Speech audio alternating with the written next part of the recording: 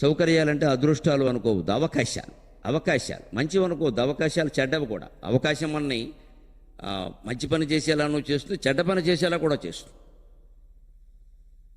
ఎవరో ఉన్నప్పుడు సాధారణంగా ఇటువంటి బహిరంగ సభలో మనం దుర్వ్యసనాలు ఏమైనా ఉన్నా కూడా బయట పెట్టాం. ఎవరో చుట్ట తీసి కాల్చరు ఎక్కడ, అనుమానం వెళ్ళి. నాకు కూడా అలవాటు ఉన్నా నేను కాల్చు ఉందనుకోకండి, ఊరికే ఉదాహరణకు చెబుతాను. ఉంది అంటే పేపర్లో రాసేయకండి. నాకు కూడా ఒకవేళ కర్మ కొద్దీ అలవాటు ఉన్నా ఇంతమందిలో కాల్చాను. ఒకవేళ నేను విడిగే కాల్చిన ఏం చేస్తాను, మా ఆవిడకి చెప్తాను, ఎవరికి చెప్పొద్దని. ఉంటాయి కదా.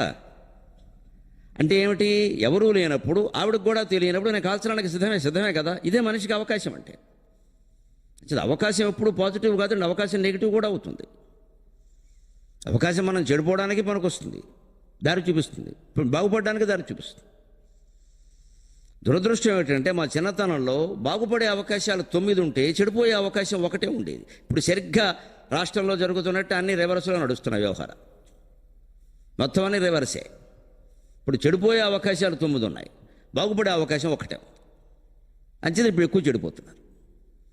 అందుకని ఈ రోజుల్లో ఇంకా ఎక్కువ అవసరం వివేక చూడమని, ఆ చెడిపోకుండా ఉండడానికి. నరజన్మ దుర్లభం అంటే అర్థం ఏమిటంటే ఏదో పెద్ద పుణ్యాలు చేసేయడం వల్ల వచ్చేసిందని కాదు. మనిషి మొత్తం దోచేసుకుంటాడు సమాజాన్ని, ఏ జీవిని బతకనివ్వడవు. నిన్నటి పత్రికలు మీరు చూసుంటారు, సముద్రంలో ఖనిజాలు తవ్వడానికి ఏర్పాటు అవుతోంది. సముద్రంలో ఖనిజాలు మొత్తం భూగోళం అంతా సరిపోలేదు ఈ సన్నాసులకి, సముద్రం కావాలి ఇప్పుడు, దాన్ని నాశనం చేసేయాలి. చింతామణి నాటకంలో సుబ్బిశెట్టి ఒళ్ళుమండి ఓ మాట అంటాడు, చింతామణి చివరిలో సన్యాసం పుచ్చుకుందట. ఇంత జరిగాక సన్యాసం ఎందుకు, అప్పటికి బెల్లమంగళుడు అయ్యాడు, భవానీ శంకరుడు అయ్యాడు, చూసిన వాళ్ళందరూ అయ్యారు. ఇంక ఇప్పుడు ఆవిడ సన్యాసం పుచ్చుకుంది. ఎందుకు పుచ్చుకుంది అని భవానీ శంకరుడు అంటే సుబ్బిశెట్టి అంటాడు, ఇంతవరకు సంసారుల సంగతి చూసింది, ఇక సన్నాసుల సంగతి చూద్దామని అది వెళ్ళిందంటాడు. మా గొప్పగా చెబుతాడు. అలాగే ఇంతవరకు మనవాళ్ళు భూమండలాన్ని మొత్తం దోచేశారు. కొండలను కొండల్లా ఉండనివ్వలేదు, బండల్లా ఉండనివ్వలేదు, చెట్లలా ఉండనివ్వలేదు. ఇప్పుడు సముద్రం సంగతి చూద్దామని చూస్తున్నారు. ఇంకా మొత్తం మన భారతదేశం కాదు, మొత్తం అంతా ప్రపంచం అంతా. ఇంకా అందులో మనమే నయ్యం కొంత చెప్పాలంటే. మనమే పతివ్రతలం కాదు, సాధనాలు లేక, సైన్స్ అంత డెవలప్ కాక, అంతకంటే దొరికితే మనం అంతే. ఇదే మనిషి ప్రవృత్తి. ఇప్పుడు జంతువునాం నరజన్మ దుర్లభం అంటే ఏదో పూర్వజన్మ పుణ్యాలు అదృష్టాలు ఒక 100 జన్మలు ఎత్తాక ఇప్పుడు వచ్చింది ఏమిటి, మనిషికి చెడిపోయే అవకాశాలు బాగా ఉన్నాయి, బాగుపడే అవకాశాలు బాగా ఉన్నాయి. ఎలా ఉపయోగించుకుంటావు నీ ఇష్టం. సముద్ర గర్భంలోకి మనం రకరకాల యంత్రాలు కనుక్కుని వెళ్ళి అక్కడ చేపలను చంపేయగలం, భూమిని తవ్వేయగలం, మడ్డిని పైకి లాగేయగలం, ఆ జీవరాశిని నాశనం చేయగలం. కానీ ఆ చేప ఆ పని చేయలేదు కదండి. ఇదే జంతువునాం నరజన్మ దుర్లభం. బాగుపడడానికి కానీ చెడిపోవడానికి కానీ మనిషికి ఉండే అవకాశాలు అన్నిటికీ లేవయా. అందుకని మనం ఎలా ఉండాలి, ఈ అవకాశాలను ఎప్పుడూ అనుకూలంగానే, సర్వజీవరాశులకే అనుకూలంగానే వాడుకోగలగాలి. అందుకని మన చేతికి పెత్తనం వచ్చింది కదా, మనం మానవులం కదా, మన చేతిలో అనేక సాధనాలు ఉన్నాయి కదా, మొత్తం విజ్ఞానం సాంకేతికత అన్నీ మన చేతుల్లోనే ఉన్నాయి కదా అని విజృంభిస్తే, ప్రకృతి మొత్తం విజృంభిస్తే ఏమవుతుందో, రకరకాల వ్యాధులు ఎలా వస్తాయో కరోనా వైరస్ ప్రత్యక్ష సాక్ష్యం. ఇక్కడ మనుషులు రాగద్వేషాలు బాగా పెరిగిపోయి విపరీత యుద్ధాలు ఏమొస్తాయో అనే ఉద్దేశంతో చైనా వాళ్ళు తమ ప్రయోగశాలల్లో ఒక 25-30 ఏళ్లుగా బయో వెపన్స్ కనిపెడుతున్నారు, జీవాయుధాలు కనిపెడుతున్నారండి. అంటే మొత్తం దేశం మీదకి ఒక వైరస్ను వదిలేయడం, ఆ వైరస్ ద్వారా ఆ దేశంలో అందరినీ చంపి బారేయడం. ఇలాంటి జీవాయుధాలు అమెరికాలో ప్రయోగాలు జరుగుతున్నాయి, రష్యాలో జరుగుతున్నాయి, చైనాలో జరుగుతున్నాయి. భూతదయ కారణంగా భారతదేశంలో ఒక్కచోటే జరగడం లేదు. అక్కడ మనం కాస్త ఆలోచిస్తాం, వాళ్ళు ఏమీ ఆలోచించారు, మనకెందుక గొడవ చేసి అంటారు. ఆ జీవాయుధ ప్రయోగాల పరిశోధనలోనే భయంకరమైన వైరస్ బయటపడింది. సరిగ్గా మన సామెతలు ఎప్పుడూ చెప్పా, ఎవడు తీసిన గోతులో వాడే పడతాడు. ఇప్పుడు పడ్డాడు. 72,000 మందికి సోకింది. ఇందాక సాయంత్రం నేను చూసిన వార్తల ప్రకారం ఇప్పటికే 2,000 మంది ఎగిరిపోయారు. అంటే ఏం జరుగుతోంది ప్రపంచం అంతా? మనిషి తన మానవ జన్మని, ఇప్పుడు దుర్లభమైన మానవ జన్మను సద్వినియోగం చేసుకుంటున్నాడా, దుర్వినియోగం చేస్తున్నాడా? కానీ ఎలా సద్వినియోగం చేయాలో ఇక్కడ చెబుతున్నారు. అందుకే ఇది వివేకం.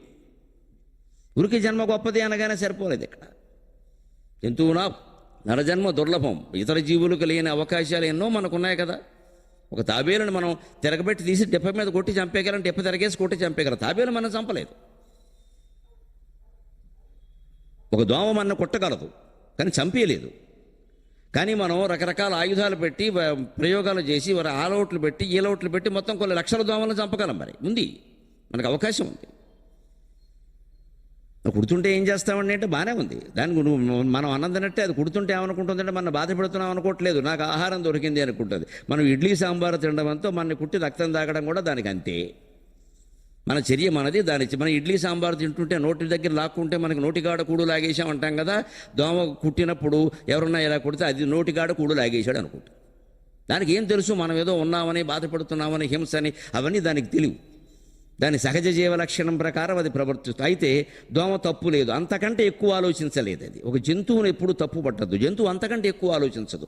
ఒక పులికి లేడి కనపడితే వెంటనే తినేస్తుంది. అది ఏమనుకుంటుంది అంటే కాఫీ హోటల్కి వెళ్ళి డబ్బులు కట్టి 10, 20 రూపాయలు 30 రూపాయలు కట్టి ఇడ్లీ తినేవాడు తినడం లేదా, నాకు ఇది అంతే కదా, లేడి దొరికింది తినేస్తున్నాను.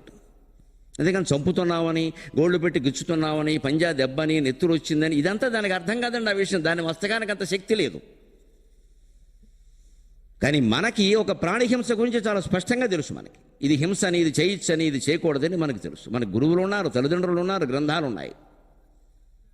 అయినా మనం అదే పని చేస్తున్నాం. సమస్త జీవరాశికి ముప్పు కలిగించే ప్రయత్నాలన్నీ చేస్తున్నాం. ఇంకా ఆ విషయంలో జీవరాశి ఎక్కువ చేయలేకపోతుంది. అంచేత బాగుపడడానికైనా చెడిపోవడానికైనా ఎక్కువ అవకాశాలు మానవుడికి ఉన్నాయి. కాబట్టి మానవుడు మరింత జాగ్రత్తగా ఉండాలని చెప్పడమే వివేక చూడామణిలో శంకరాచార్య ప్రధాన ఉద్దేశం. జంతువునాం నరజన్మ దుర్లభం అత పుంస్త్వం. అందులో కూడా మన్నించండమ్మా, మహిళలు ఆడవాళ్ళ కంటే మగవాళ్ళకి అవకాశాలు ఎక్కువ. ఎందుకు? కాస్త వివేకం పొందడానికి, ఆధ్యాత్మిక ప్రసంగాలు వినడానికి, తీర్థయాత్రలు చేయడానికి, రకరకాల అవకాశాలకి కొంచెం పూర్వం బాగా ఎక్కువ, ఇప్పుడు కూడా కొంచెం సమానమే అయినప్పటికీ ఎంతైనా ఇంకా మగవాళ్ళకే ఎక్కువ. ఈ ప్రవచనాలు వినడానికి ఎక్కడికైనా వెళ్ళి వినాలి అంటే మగవాళ్ళకు ఉండే స్వేచ్ఛ ఎప్పటికీ ఆడవాళ్ళకి లేదు. ఏదో ఇంట్లో పనులు ఉంటాయి, ఎవరో చుట్టాలు వస్తారు, ఆ వంకన మానేస్తారు. మానేయాల్సి వస్తుంది కూడా నిజంగా వెళ్ళాలని ఉన్నా సరే. లేదు వాడు కూర్చుని పనిగట్టుకుని ఇంట్లో పోని ఓ ప్రసంగం సీడీ విందామన్నా అవకాశాలు దొరకవు. మగాళ్ళకి అలా కాదు, శుభ్రంగా ఎక్కడికో కారేసుకి వెళ్ళిపోతాడు, వింటాడు. లేకపోతే నేను వెళ్ళొస్తాను, ఇంట్లో ఉండి పిల్లలను చూసుకుంటాడు పెద్ద ధర్మరాజులాగా. ఈయనకు ఉంది అవకాశం. లేకపోతే ఓ యాత్ర చేయాలంటే మగాడికి ఎప్పటికీ ఉంది అవకాశం. ఆడాళ్ళు చేయాలంటే వెనకాల పిల్లలు తయారవుతారు. వీళ్ళని ఏం చేస్తారంట, కుటుంబ బాధ్యతలు ఉంటాయి. అందుకని అతఃపుంస్త్వం, మగాడి కంటే ఆడది కంటే మగవాడు గొప్పవాడని శంకరాచార్య ఉద్దేశం కాదు. అవకాశాలు మగవాడికి ఎక్కువ కదా, ఇప్పటికీ తెలుస్తూనే ఉన్నాయి. తతో విప్రత, అన్ని రకాలుగాను బాగుపడే అవకాశాలు, చెడిపోయే అవకాశాలు ఆడవాళ్ళ కంటే మగవాళ్ళకి ఎక్కువగా ఉన్నట్టే ఇంకొంచెం ముందుకెడితే ఆధ్యాత్మికంగా పురోగమించే అవకాశాలు ఇతర వృత్తుల్లో ఉన్న వాళ్ళకంటే బ్రాహ్మణ వృత్తిలో ఉన్న వాళ్ళకి ఎక్కువ. అది కూడా మనం అంగీకరించాల్సిందే. బ్రాహ్మణులు అంటే డాక్టర్లోనూ ఇంజనీర్లు కాదు, వాళ్ళని బ్రాహ్మణులు అనరు, డాక్టర్లు ఇంజనీర్లనే అంటారు. బ్రాహ్మణ కులంలో పుట్టినంత మాత్రానే బ్రాహ్మణుడు కాదు. అర్చకత్వంలో ఉన్నవారు, పౌరోహిత్యంలో ఉన్నవారు, వేదశాస్త్రాలు చదువుతున్నవారు మాత్రమే బ్రాహ్మణుడు. వారే బ్రాహ్మణుడు, సందేహమే లేదని. అంతేగాని ఊరికే బ్రాహ్మణ సంఘం అనడమోను మొత్తం అన్ని రకాల వృత్తుల వాళ్ళు అందులో చేరితే అది సంఘమే కాదు, అది బ్రాహ్మడే కాదు. ఏ కులమైనా అంతే. ఊరికి ఆ కులం పేరు పెడితే అది సంఘం అవదు. కులవృత్తి చేయనప్పుడు కులం పేరు మీద సంఘం పెట్టే హక్కే లేదు అసలు. ఆ వృత్తి చేయనప్పుడు ఆ పేరు ఎలా పిలుస్తూ ఉంటాం మనం? ఆ వృత్తి కానప్పుడు వేరే వృత్తి అయినప్పుడు వేరే పెట్టుకోవాలి. నువ్వు డాక్టర్ అయితే డాక్టర్ అనుకో, ఇంజనీర్ అయితే ఇంజనీర్ అనుకో, కులం పేరు చెప్తే అలాగా.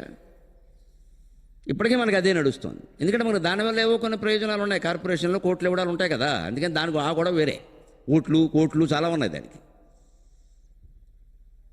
కానీ శంకరాచార్య బ్రాహ్మణుడు అనడంలో, విప్రుడు అనడంలో ఉద్దేశం కాదు. విప్రు శబ్దం ఎలా వచ్చిందంటే విప్రుషౌ విప్రుషక, వేదం చదువుతూ ఉంటే బ్రాహ్మణుని నోట వెలువడే తుంపరలు ఉంటాయే వాటిని విప్రుషములు అంటారు. అవి వెలువరించేవాడే విప్రుడు. అంటే వేదం చదివేవాడే విప్రుడు.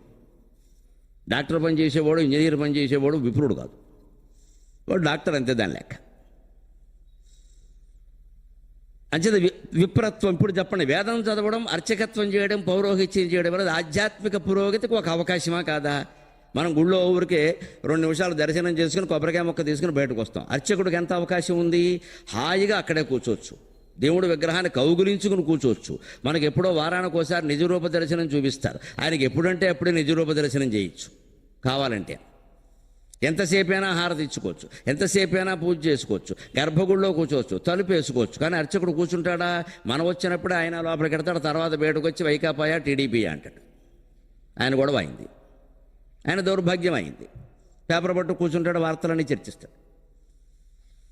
పవిత్రమైన అర్చకత్వం గురించి మన ఎదురుగా ఉన్న రామకృష్ణ పరమహంస తహసీల్దార్ ఆఫీసులో ఉద్యోగం వస్తే నాకు అక్కర్లేదని అర్చకత్వాన్ని చేపట్టాడు ఆయన. దాని విలువ తెలుసును కాబట్టి. అర్చకుడుగా ఉండడం ఎంత గొప్ప, దేవుడి దగ్గరే కూర్చుంటాం 24 గంటలు, మంత్రాలు చదువుతూ ఉంటాం, తప్పు చదివినా పర్వాలేదు, దేవుడు అనుగ్రహిస్తాడు, ఏదో నాకు వచ్చింది ఇంతేనయ్యా అంటే. అసలు అమ్మవారి పాదాలు పట్టుకుని అలా వదలకుండా అక్కడ కూర్చోవడం ఎంత గొప్ప. ఏ ముక్కోటి ఏకాల్సినాడో ఒక్కసారి ఆ పాదాలు పట్టుకునే అవకాశం ఇస్తేనే జన్మ తరించింది అంటున్నామే, ప్రతిరోజు అక్కడే ఉండడం ఎంత గొప్పండి. అంచేత విప్రత్వం, అర్చకత్వ వృత్తిలో ఉన్నవారు కానీ, పౌరోహిత్య వృత్తిలో ఉన్నవారు కానీ, అలాగే జ్ఞానానికి నిలయమైనటువంటి భగవంతుని యొక్క ఆత్మకథగా భావించేటువంటి వేదాన్ని చదివినవాడు కానీ ఎంత గొప్పవాడండి. విప్రత్వం అంటే అర్థం మనిషిగా పుట్టడమే గొప్ప, అందున మగవాడుగా పుట్టడంలో ఇంకొన్ని అవకాశాలు ఉన్నాయి, అందున బ్రాహ్మణుడుగా వేదం చదువుకునే వ్యక్తిగా పుడితే ఇంకొన్ని అవకాశాలు ఉన్నాయో లేదా, అక్కడతో ఆగిపోలేదు. అది 3వ దశ మాత్రమే. విప్రత్వం అస్మాత్ పరం జంతూనాం నరజన్మ దుర్లభం అతః పూస్త్వం తతో విప్రత తస్మాత్ వైదిక ధర్మ మార్గపరత అంటే వేదం చదివినంత మాత్రాన వైదిక మార్గాన్ని అనుసరించాలని ఉందా? అనుసరించారండి కొంతమంది, ఊరికే చదువుకుంటారు.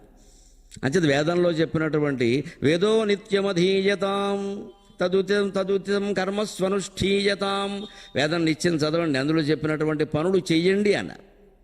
అంచేది ఆ వైదిక మార్గంలో నడిచేటువంటి అవకాశం ఉంది. అది 4వ దశ. అందరూ నడవరగా, వేదం చదివినా నడవరు, నేను చెప్పినట్టుగా అర్చకులైనా నడవరు, బయట కూర్చొని మాట్లాడుతూ ఉంటారు. ఆ చేసే జపం మీద అక్కడే కూర్చుందాం, బయట వాళ్ళతో మాట్లాడే పని మనకేమిటి అనుకోడు. ఒక పురోహితుడు ఉంటాడు, మనం ఏడాదికోసారి సత్యనారాయణ వ్రతం చేసుకుంటే గొప్ప, ఆయన రోజూ చేయిస్తాడు. ఎంత అదృష్టం అండి. ఆయన ఏమనుకుంటాడు, సత్యనారాయణ వ్రతం నడుస్తూనే ఉంటుంది, సెల్ ఫోన్ మాట్లాడుతూ ఉంటాడు. ఆయన కర్మ అయింది, ఎందుకంటే అవతల ఖాతా ఏదో ఉంది. ఈ వ్రతం ద్వారా ఎంత వచ్చింది, ఏం చెప్పాడు, ఇది పురోహితుల భాష. ఏం వచ్చింది అనరు మా వాళ్ళు, ఏం చెప్పాడు, ఏం చేపడం ఏమిటో,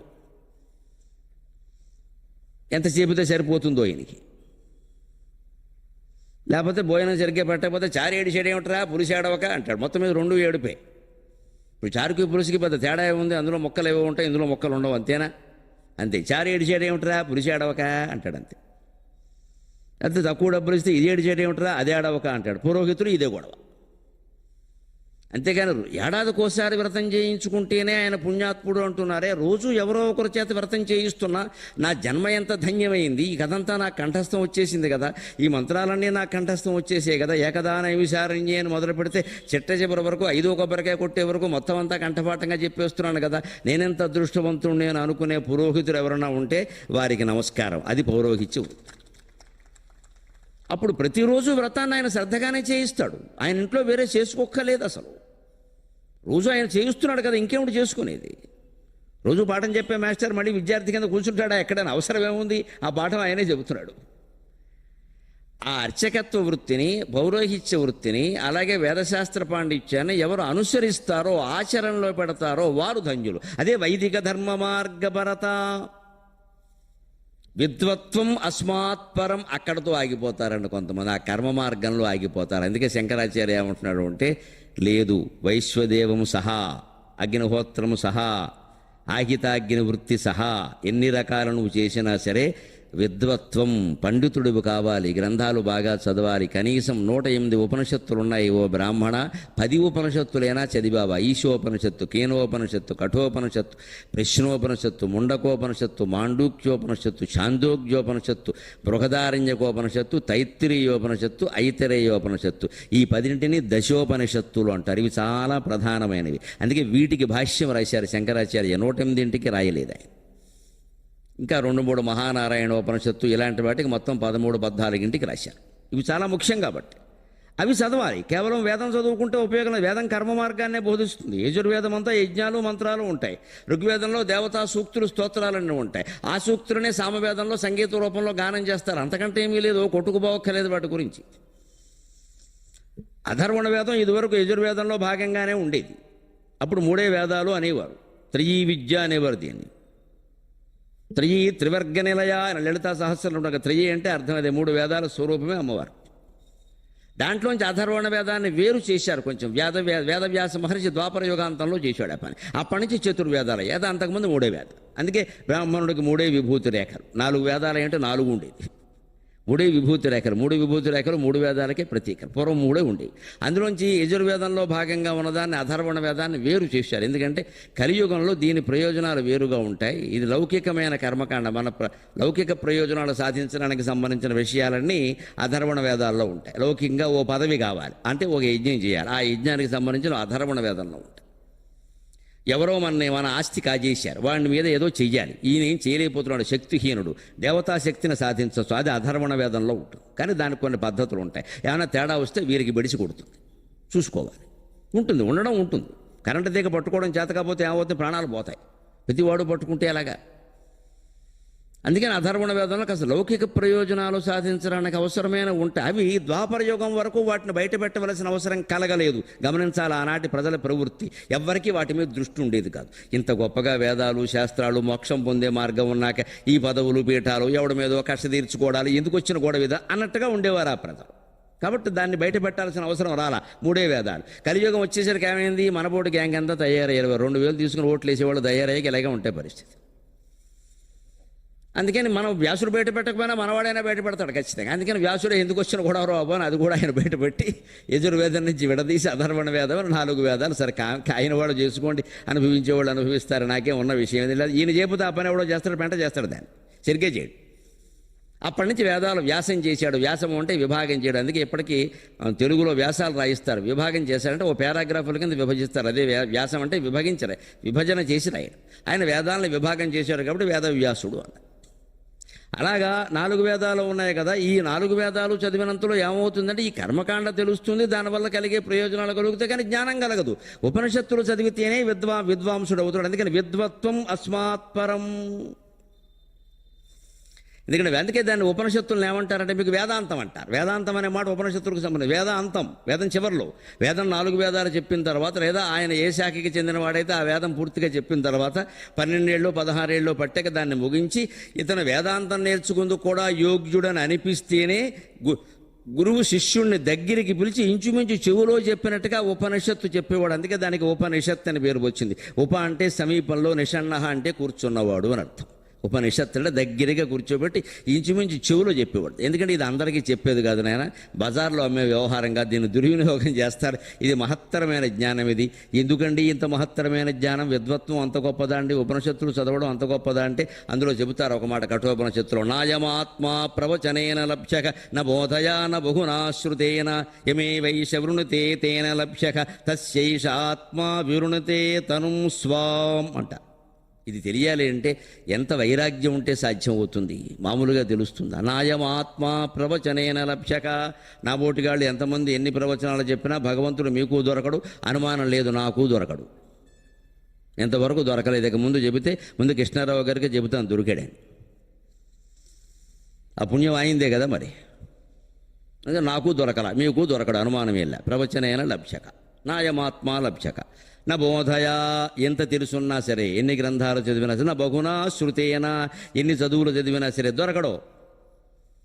మరి ఎలాగంటే దొరకని వాడి గురించి ఎందుకండి మాటలన్నీ చెప్పడం అసాధ్యమని ఒక మాట సరిపోయింది కదా. లేదయ్యా దొరుకుతాడు. యమే వైశ వృణుతే తేన లభ్యక. ఎవరిని భగవంతుడు స్వయంగా వరిస్తాడో, నేను దొరకాలి అని అనుకుంటాడో, ఎవరిని చూడగానే వారికి దొరుకుతాడు. ఆయన ఎందుకు అనుకుంటాడు? అనుకుంటే ఇంతమంది చూసి అనుకోవచ్చు కదా. అని కానీ నేనేమో మేనత్త కొడుకునే మీరు కాకుండా పోయారా? భగవంతుడికి అందరూ సమానమే కదా. మరి ఆయన ఎవరిని వరిస్తాడో వారికి ఆయన దొరుకుతాడు, ఎవరిని ఆత్మ వరిస్తుందో వారికి ఆత్మ సాక్షాత్కారం అవుతుంది. అంటే ఆత్మను వరించమని మన అందరినీ ఎవరైనా వద్దన్నామో మనం సిద్ధంగానే ఉన్నాం కదా, కానీ వరించదు. ఎలాంటి వాళ్ళని వరిస్తుంది? తస్యైష ఆత్మ వివృణతే తనుం స్వాం. అతనికి ఆత్మ తన స్వస్వరూపాన్ని శరీరంలో ప్రతి భాగాన్ని ప్రయోగశాలలో ఇంటర్మీడియట్ విద్యార్థులకి కప్ప అడ్డుకోత నిలువుకోత అని గీతలు గీసేసి చూపించినంత స్పష్టంగా ఆత్మ తన శరీరంలో సర్వభాగాలని ప్రదర్శిస్తుంది. ఎందుకు ప్రదర్శిస్తుంది? అతను అందుకు యోగ్యుడు, ఆ సాధన చేశాడు, ఆ ప్రయత్నం చేశాడు. కారణం అది. ఆ ప్రయత్నం చేయాలి. అంతేగాని ఈ శ్లోకంలో చెప్పారు కదా అని భగవంతుడు దయ ఉంటే లభిస్తుంది, లేతే లేదని మినపసోనుండ తినేసి కూర్చోమని చెప్పాలా? మినపసోనుండ తినమని ఎవరు చెప్పారు? ఎవరు చెప్పకుండా తింటున్నాం కదా. అలాగే ఇది చేయాలి. మనకి ఏదైనా తినాలనిపించినా, ఏదైనా భోగం అనుభవించాల్సిన పూర్వపుణ్యం అనరు, దానంతలో దోస్తు ఎవరు నొక్కేస్తాడు. ఎన్ని కోట్లు కావాలో అన్ని కోట్లు నొక్కేస్తారు. అక్కడ ఏది శ్రమ పడదు, పురుష ప్రయత్నం వద్దు అనేది అక్కడ లభించదు. కోట్లు సంపాదిస్తున్న వాళ్ళందరినీ మీరేం ప్రయత్నం చేయకండి, అలా కూర్చోండి, కూర్చుంటే వస్తుంది ఏంటి అని మొత్తం లాగేస్తారు ఇక్కడ. అదే మోక్షం కోసం ప్రయత్నం చేయమంటే మాత్రం అది రావాలే, ఎందుకంటే మనకి ఇష్టం లేదు కాబట్టి. కోట్లయితే మనం ప్రయత్నం చేస్తాం, కామోపభోగాలైతే మనం ప్రయత్నం చేస్తాం, పదవులు పీఠాలైతే మనం ప్రయత్నం చేస్తాం, అడ్డమైన వాళ్ళ కాళ్ళు పట్టుకుంటాం పదవుల కోసం. ఈ ప్రయత్నాలన్నీ చేసేస్తాం. ఓ పరీక్షలో ఉత్తీర్ణుడు అవ్వడానికి చిన్న విద్యార్థి కూడా కాపీ కొట్టేస్తాడు, గోడ దూకేస్తాడు, వాడి తండ్రి కూడా వాడి కిటికీలోంచి కాగితాలు అందిస్తాడు, అన్నీ చేసేస్తాడు. అక్కడ పోనీ దేవుడిదేమీ ఆధారపడచ్చు కదండి.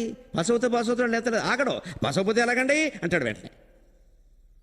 దేవుడి దగ్గరకు వచ్చేసరికి మాత్రం, జ్ఞానం దగ్గరకు వచ్చేసరికి మాత్రం, మోక్షం దగ్గరకు వచ్చేసరికి మాత్రం మనం చేస్తే అవుతుందండి. శంకరాచార్యకి అయిందంటే ఆయన అవతార పురుషుడు. ఈయనవాడు అప్పడమా? ఈ మాట్లాడేవాడు వాడు. ఈ ఆలోచన చేయం మనం. ఆయన ఒక్కడో అవతార పురుషుని చేసేసి ఆయనకి అభిషేకమో పూజ చేసేస్తే మనకి ఏదో వచ్చేయాలి. ఆయనకేం పని లేదా? అదే తప్పు. విద్వత్వం ఎవరికి దొరుకుతుంది అంటే తస్యైషాత్మా వివృణతే తన్ము స్వాం. ఎవరు దానికి యోగ్యులో వారికి దొరుకుతుంది. యోగ్యులు అంటే మీరు ఉదయకాలంలో చూస్తే సూర్యకిరణాలు పడగానే పుష్పాలు వికసిస్తాయంటారు. పొరపాటు మాట. అన్ని పుష్పాలు వికసించవు. వెంటనే వికసించేది పద్మం, కొద్దిసేపటికి ఎప్పుడో వికసించేది కలువ, ఇంకో సేపటికి మందార పువ్వు, ఇంకా సేపటికి ఎప్పుడో. కొన్ని పువ్వులు సాయంత్రానికి వికసిస్తాయి. కొన్ని పువ్వులు ఉంటాయి మన మొహాల్లాగా ఎప్పుడూ వికసించవు. కొందరు మొహాలు ఉంటాయి ఏడుపు కొట్టు మొహాలు, జీవితం అంతా అంతే, ఎప్పుడూ వికసించవు. ఏ శుభవార్త చెప్పినా అందులోంచి వక్ర పాయింట్ ఒకటి లాగుతూ ఉంటాడు. నీకు ₹1 వచ్చింది అంటే ట్యాక్స్ ఎంత కట్టాలంటాడు. అదో పెద్ద బాధ వీడికి. నీకు వచ్చింది మొత్తం ఉచితమైనప్పుడు ట్యాక్స్ కట్టడానికి ఏమైనా కట్టడా? ట్యాక్స్ అంత కడితే అలాగని అంటాడు. వచ్చింది ఉచితం, మొత్తం ఉచితం కదా. అందులో పోనీ 10 లక్షలు కడితే కట్టడం. ఆ 10 కూడా వచ్చేస్తే 10 లక్షలకు సరిపడ వ్యాధి వస్తుంది వీడికి. 10 రాదు. మొత్తం ₹1 మనకు ఉచితంగా వచ్చినప్పుడు ప్రభుత్వం వారు ఏదో గిఫ్ట్ ట్యాక్స్ ఏదో వేస్తారండి. 10% 15%, అంతకుమించి ఏం వేరు. కోటి కట్టమని అనరు కదా వారు కూడా. 10-15 కట్టమంటే కట్టడానికి కట్టడం. వెంటనే ఒక ట్రస్ట్ పెట్టేస్తాడు. 15 లక్షలు ఆలో నొక్కేస్తాడు. 200 పేజీ సింగిల్ విండో పుస్తకం ఇస్తాడు. 2 కోట్లు ఖర్చు రాసేస్తాడు. దానం అంటాడు ఏమన్నా అంటే. సింగిల్ విండో పుస్తకానికి 2 కోట్లు అవుతుంది వాళ్ళ లెక్కల్లో అవుతుంది. ఎందుకంటే ఈ ట్యాక్స్ ఎగ్గొట్టడానికి. ఇది మనిషి చేసే మాయ. ఇందుకే అన్ని పువ్వులు వికసించవంటే, ఎందుకంటే వాడికి వికసించాలని లేదు, వాడికి మోక్షం పొందాలని లేదు. పొందాలని లేని వాడికి రాదు. అది తీవ్రంగా కావాలన్న వాడికే వస్తుంది. నాకు ఇది తప్ప ఇంకేం వద్దన్న వాడికే వస్తుంది. అది జ్ఞానమేనా అంతే, మోక్షమేనా అంతే. దానికి వైరాగ్యం మూలం, దానికి జ్ఞానం మూలం, దానికి భక్తి మూలం. అందుకని పద్మం ఎందుకు వికసిస్తుందంటే సూర్యకిరణం ఎలా పడగానే వికసించడానికి అనువుగా తన శరీరాన్ని అది నిర్మాణం చేసుకుంది. రేకులో రేకు 100 రేకులు ఒకదానిలో ఒకటి ఉంటుందే పద్మ వ్యూహం అంటారు. అందుకని ద్రోణాచార్యులు పనిన పద్మ వ్యూహం అదే. మామూలు సైనికులు నిలబడే వ్యూహాలకి పద్మ వ్యూహానికి చాలా తేడా ఉంది. గరుడ వ్యూహం, సూచీ వ్యూహం, పర్వత వ్యూహం, గజ వ్యూహం, రకరకాల వ్యూహాలు ఉన్నాయి. వాటన్నిటిని ఎలాగో అలా చీల్చుకుంటూ వెళ్ళొచ్చు. పద్మవ్యూహాన్ని చీల్చడం కష్టం. అది తెలుసున్న వాళ్ళు కూడా చాలా తక్కువ మంది దానికి, ఆ విద్య తెలిసిన వాళ్ళు. ఎందుకు అంటే పద్మం ఎలా ఉంటుందో గమనించండి. రేకు ఉంటుంది, రేకులో రేకు ఉంటుంది. ఈ రేకుకి మళ్ళీ ఇంకో రేకు అతుక్కుంటుంది. 2 రేకుల మధ్యలో ఒక రేకు ఉంటుందండి. ప్రతి 2 రేకుల మధ్యలో ఒక రేకు ఉంటుందండి. అందుకని పద్మం లోపలికి చీల్చుకుని వెళ్ళడం కష్టం. సరిగ్గా పద్మవ్యూహంలో కూడా సైనికులు ఏం చేస్తారంటే స్టాండర్డీజ్ పొజిషన్లో నిలబడతారు. అటెన్షన్ కాదు, స్టాండర్డీజ్. పిల్లలు నిలబడతారు చూడండి, కాళ్ళు ఎడం చేసి. అలాగే వీడి 2 కాళ్ళ మధ్యలో రెండో వాడు ఒక కాలు వస్తుంది. వీడి 2 కాళ్ళ మధ్యలో రెండో వాడు పక్కన ఉండేవాడు ఒక కాలు వస్తుంది. మళ్ళీ వాడి 2 కాళ్ళ మధ్యలో ఇంకోటి కాలు వస్తుంది. ఇలా మొత్తం చుట్టూ నిలబడితే 1,00,000 మందిని ఎవడెడతాడు లోపలికి? చీమ కూడా వెళ్ళలేదు. అది ద్రోణాచార్యుడు పన్నిన యోగం. కానీ దాన్ని చేర్చడానికి ఒక ఉపాయం ఉంది. ప్రతిదానికి ఉంటుంది, దాని ఉపాయాలు దానికి ఉంటాయి. దానికి ఉండేది దానికి ఉంటుందని దాని ఉపాయాలు దానికి ఉంటాయి. ఆ ఉపాయాలు అర్జునుడికి మాత్రమే తెలుసు. ఆ ఉపాయాలు భారతంలో కొన్ని సందర్భాల్లో చెబుతారు. పద్మ వ్యూహాన్ని ఎక్కడ చేల్చచ్చు అంటే గజ సైన్యం ఉన్న చోట ముందు ప్రయత్నం చేయమన్నారు. ఎందుకంటే సైనికులంటే కాళ్ళల్లో కాళ్ళు, వేళ్లల్లో వేళ్ళు పెట్టి నిలబడతారైనా గజాలను అలా నిలబెట్టలేరు. గజం ఒక్కొక్కటి ఇక్కడి నుంచి ఆ చివరి వరకు ఉంటుంది. కొన్ని వేల గజాలని వరుసగా నిలబెట్టినప్పుడు ప్రదేశం ఎక్కువ ఆక్రమిస్తాయి. అక్కడ కనుక 1 గజం కాళ్ళు నరికేయగలిగితే, 1 గజాన్ని కూల్చేయగలిగితే, వరుసపెట్టి 10 గజాలని కూల్చేయగలిగితే మొత్తం 10 గజాల నేల చోటు ఇచ్చేస్తుంది. అందులోంచి రథంలోంచి వెళ్ళిపోవచ్చు. అది ఉపాయం. ఆ ఉపాయంతోనే అభిమన్యుడు వెళ్ళగలిగాడు. ఈయన వెళ్ళగలిగాడని మళ్ళీ రాలేకపోయాడు. ఎందుకంటే ఈయన తండ్రి గారు ఈయనకి వెళ్ళడం చెప్పాడు కానీ రావడం చెప్పాలి. అక్కడ ఏదో అడ్డం వచ్చింది, అదంతా వేరే కథ. అందుకని పద్మవ్యూహం అంటారు కదా. అలా పద్మం చూడండి, రేకులో రేకు అతుక్కుపోయింది కదా, అల్లుకుపోయి. అలా ఉంది కాబట్టే సూర్యకిరణం ఇలా పడగానే అది వికసిస్తుంది. మన మనస్సును కూడా రేకులో రేకు పద్మం అతుక్కుపోయినట్టుగా శబ్దంలో స్పర్శని, స్పర్శలో రూపాన్ని, రూపంలో రసాన్ని, రసంలో గంధాన్ని, ఈ 5 విషయాలని కలిపి పంచేంద్రియాలని కలిపి మనస్సునేమో బుద్ధిలోను, బుద్ధినేమో ఆత్మలోను పద్మవ్యూహంలాగా లీనం చేయగలిగితే భగవత్ సాక్షాత్కారం అవుతుంది. అంటే ఏం చెబుతున్నారు? విద్వత్వం ఎందుకు అవసరం? ఉపనిషత్తులు చదవడం ఎందుకు అవసరం? వైదిక ధర్మంలో వేదాలు చదివినా సరే, ఆ మార్గంలో యజ్ఞయాగాదులు చేసినా సరే, వ్రతాలు నోవులు అన్నీ చేసినా సరే, గృహస్థ మార్గంలో ఉండి ధర్మ పద్ధతిలోనే కార్యక్రమతులు అన్నీ చేసినా సరే, పిల్లలను ధర్మంగానే పెంచినా సరే, పెళ్ళిళ్ళు చేసినా సరే, మనవాళ్ళు మనవరాళ్ళు అన్నీ ఉండి కృతకృత్యులమండి, మా పిల్లలంతా బాగున్నారండి అన్నవాళ్ళు కూడా ఉపనిషత్ జ్ఞానాన్ని సంపాదించింది. దీనివల్ల మోక్షం రాదు, దీనివల్ల సుఖము శాంతి కూడా ఉండదు. ఈ సంసారంలో ఏదో పిల్లలు ఏదో స్థిరపడేంత మాత్రం చేత, మనవాడికి బారసాలో మనవరాలకి అన్నప్రాసనో జరిగినంత మాత్రాన కృతార్థులమైనట్టు కాదు. అన్నం దానికి అరక్కపోతే, కడుపు నొప్పి వస్తే తల్లి కంటే ఎక్కువ అమ్మమ్మ బాధపడుతుంది. దీన్నే ఓవర్ యాక్షన్ అంట. తల్లి కంటే ఎక్కువ అమ్మమ్మకు వచ్చింది కడుపు నొప్పి ఉంది, దానికి నొప్పి వస్తేనే తట్టుకోలేదు. నీకు 90 ఏళ్ళు వచ్చే ఏం కావాలో చూసుకోరాదా? దాని సంగతి దాని పిల్లలు చూసుకుంటుంది, దాని తల్లి చూసుకుంటుంది. ఊరుకోదు ఈవిడ. దానికి ఏం తెలియదు. ఆవిడ కూడా 70 ఏళ్ళు ఉన్నా ఏం తెలియదుట. ఇదేం లేదు, ఇదో అహంకారం. నేనే అన్నీ చూడాలి, నా మీదే అందరూ ఆధారపడాలి, నేనే అన్ని అండం కోసం ఎక్కడ. ఇదే వదిలించుకోవలసింది. అది నచ్చదు. అది చదవగా చదవగా చదవగా తెలియగా ఇది పిల్లలేదో బాగుండడం, పెళ్ళిళ్ళు అవ్వడం, మళ్ళీ వాళ్ళకి పిల్లలు పెళ్ళిళ్ళు అవ్వడం, వాళ్ళకి పిల్లలు పుట్టడం, వాళ్ళు బాగుండడం. ఇది కాదయ్యా బాబు. అసలు దీనికి అంతటికీ మూలం ఏదో ఉంది, అది పట్టుకోవాలి మనం. లేకపోతే ఎందుకు ఈ మానవ జన్మెత్తినట్టు? ఈ పిల్లలు జంతువులు కూడా పుడుతున్నాయి, మనకంటే ఎక్కువే పుడుతున్నాయి. వాటి పెళ్ళిళ్ళు వాడుకుంటాయి. క్యాటరింగ్లు కళ్యాణ మండపాలు ఉండకపోవచ్చు, కానీ వాటి పెళ్ళిళ్ళు వాడుకుంటాయి, వాటి పద్ధతి వాడుకుంటాయి, వాటి శుభలేఖలు వాడుకుంటాయి. మనం లేవని ఎందుకు అనుకోవాలి? వాటి పద్ధతులు వాడుకుంటే మనలాగే అవి చేస్తాయా? అంచేత పెళ్ళిళ్ళు అవ్వడాలు, పిల్లల గండాలు, మళ్ళీ వాళ్ళు పిల్లల గండాలు, చదివించాలి, ఇది కాదు కదా మొత్తం జీవితానికి మూలం. అదేదో ఉంది కదా, అదే విద్వత్వం. చదివితే తెలుస్తుంది. చదివిన వాళ్ళు కూడా మా బోటకాళ్ళం ఏదో భగవంతుడు దేవల చదివామండి, సాధన చేశామండి, అనుమానం వేళ. కానీ మేము కూడా పొందవలసిన ఇప్పుడు ఈ 4 ఉన్నాయి. ఇంతవరకు ఉన్నవి సుమారుగా నేను పొందానేమో, కానీ ఇక ముందు ఉన్నవి నేను ఆలోచించాలి. విద్వత్వం అస్మాత్ పరం స్వాత్మానాత్మ వివేచనం. ఏది ఆత్మ ఏది అనాత్మ అనే వివేచన చేశావా, ఆ వివేచనతో లభించేదే వివేకం. అదే వివేక చూడామణికి మూలం. వివేచన అంటే విచక్షణ జ్ఞానం. ఏది ఆత్మ ఏది అనాత్మ, ఏది శాశ్వతం ఏది అశాశ్వతం, ఇది ఆలోచన చేయాలి మనం. శరీరం మనం చూసుకోగానే బాగానే ఉంది, వేళ బాగానే ఉంది, ఇది ఇప్పుడు ఏదో 60 ఏళ్ల వయస్సులో ఎలా ఉంది, 6 ఏళ్ల వయస్సులో ఎలా ఉంది లేదే. ఫోటో చూస్తే తెలుస్తుంది కదా. 6 ఏళ్ళప్పుడు నేను వేరు, 60 ఏళ్ళప్పుడు నేను వేరు కదా. ఎవరైనా మీ అందరూ చూసుకున్నా తెలుస్తుంది కదా. ఏటా ఏమిటి ప్రతిరోజు ఫోటోలు తీస్తున్నారు ఈ మధ్యన. అందుకని ఏడాదికి ఒక ఫోటో దగ్గర పెట్టుకోండి, తేదీ వేసి సరిగ్గా ఏదో ఒక తేదీ పెట్టుకుని, మళ్ళీ సంవత్సరం అదే తేదీ, మళ్ళీ సంవత్సరం అదే తేదీ, సుమారుగా 20 ఏళ్ల ఫోటోలు దగ్గర పెట్టుకుంటే మనమేనా అని అనుమానం వస్తుంది. ఇది ఆలోచన వివేచన. అసలు మనమేనా ఈ ఫోటోలో ఉన్నది అని అనుమానం వచ్చేస్తుంది వెంటనే. మనం కాదు, మరి మనమే అంటున్నాం. అప్పుడు ఎవడు పలికాడు, ఇప్పుడు వాడే పలుకుతున్నాడు. అప్పుడు విషయాలన్నీ మనం ఇప్పుడు చెబుతున్నాం. ఆ చిన్నతనంలో ఏం జరిగిందంటే అని చెబుతున్నాం. అక్కడ ఎవరవాడు, ఎక్కడున్నాడు ఇక్కడ? ఆ చిన్నప్పుడు శరీరం ఏది? ఆ శరీరం పోయిందే, ఇప్పుడు వేరే శరీరం ఉంది, ఎలా చెబుతున్నావు? అంటే ఈ శరీరంతో సంబంధం లేకుండా లోపల ఇవన్నీ గుర్తుపెట్టుకున్నవాడు ఒకడు ఉన్నట్టేనా లేనట్ట? దేహినోస్మిన్ యథా దేహే కౌమారం యవ్వనం జర తథా దేహాంతర ప్రాప్తికి తీరస్తత్ర నముఖ్యతి. జీవి అయిన వాడికి దేహంలో బాల్యం, కౌమారం, యవ్వనం, వార్ధక్యం అన్నీ వచ్చినట్టే మృత్యువు కూడా వస్తుందయా. ఇదో దశ అయితే అదో దశ, ఎందుకంత కంగారు పడతావు అన్నాడు కృష్ణుడు. కానీ మనం కంగారు పడిపోట్ల దానికి. ఇవన్నీనేమో భరిస్తూనే ఉన్నాం. ఓ పక్క చిన్నప్పుడు 6 ఏళ్లప్పుడు శరీరం మనకి లేదు, ఇవాళ 20 ఏళ్ల శరీరం లేదు, 30 ఏళ్ల శరీరం లేదు, 50 ఏళ్ల శరీరం లేదు, నాకైతే 60 ఏళ్ల శరీరం ఇది. ఎవరి వయస్సును బట్టి వాళ్ళు ఆలోచించుకోండి. మరి 10 ఏళ్లకో 5 ఏళ్లకో ఓసారి మన శరీరంలో అనేక రకాల అవయవాలు మారిపోతూ ఉంటే, సైన్స్ ప్రకారం చెప్పాలంటే రోజు కొన్ని కోట్ల కణాలు చచ్చిపోతూ మళ్ళీ కొన్ని కోట్ల కణాలు పుడుతూ ఉంటే, ఎప్పటికప్పుడు మన శరీరం మారిపోతూ ఉంటే, ఈ మారేదాంట్లో మారనిది అనేది ఒకటి లేకపోతే నా బాల్యం, నా యవ్వనం, నా పెళ్ళి, నా శోభనం అని ఎవడు చెబుతున్నాడు ఇక్కడ? వాడికి ఎక్కడి నుంచి గుర్తున్నాయి ఇవన్నీ? ఏ శరీరంతో వాడికి పెళ్ళయింది? ఏ శరీరంతో వాడు బాల్య క్రీడలు సాగించాడు? ఏ శరీరంతో వాడు యవ్వనంలో ఉండే చేష్టలన్నీ చేశాడు? ఈ శరీరం కాదే. ఇది వివేచన. ఇదే స్వాత్మ అనాత్మ వివేచనం. ఆత్మ అనాత్మ అనే వివేచన చేయాలి.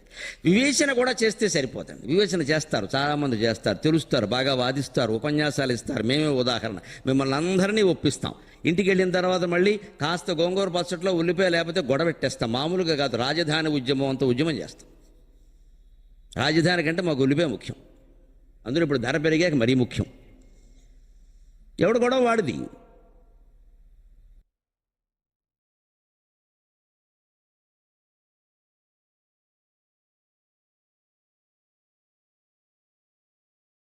కళ్యాణం కోసం ఒకడు వస్తే కన్నవేయడం కోసం ఒకడు వస్తాడు అన్నాడు. వాడు గొడవ వాడిది. వీడేమో పెళ్ళి అక్షంతలు అంటూ ఉంటాడు, వీడేమో వాడు జేబు కత్తిరించే అక్షంతలో వీడు ఉంటాడు.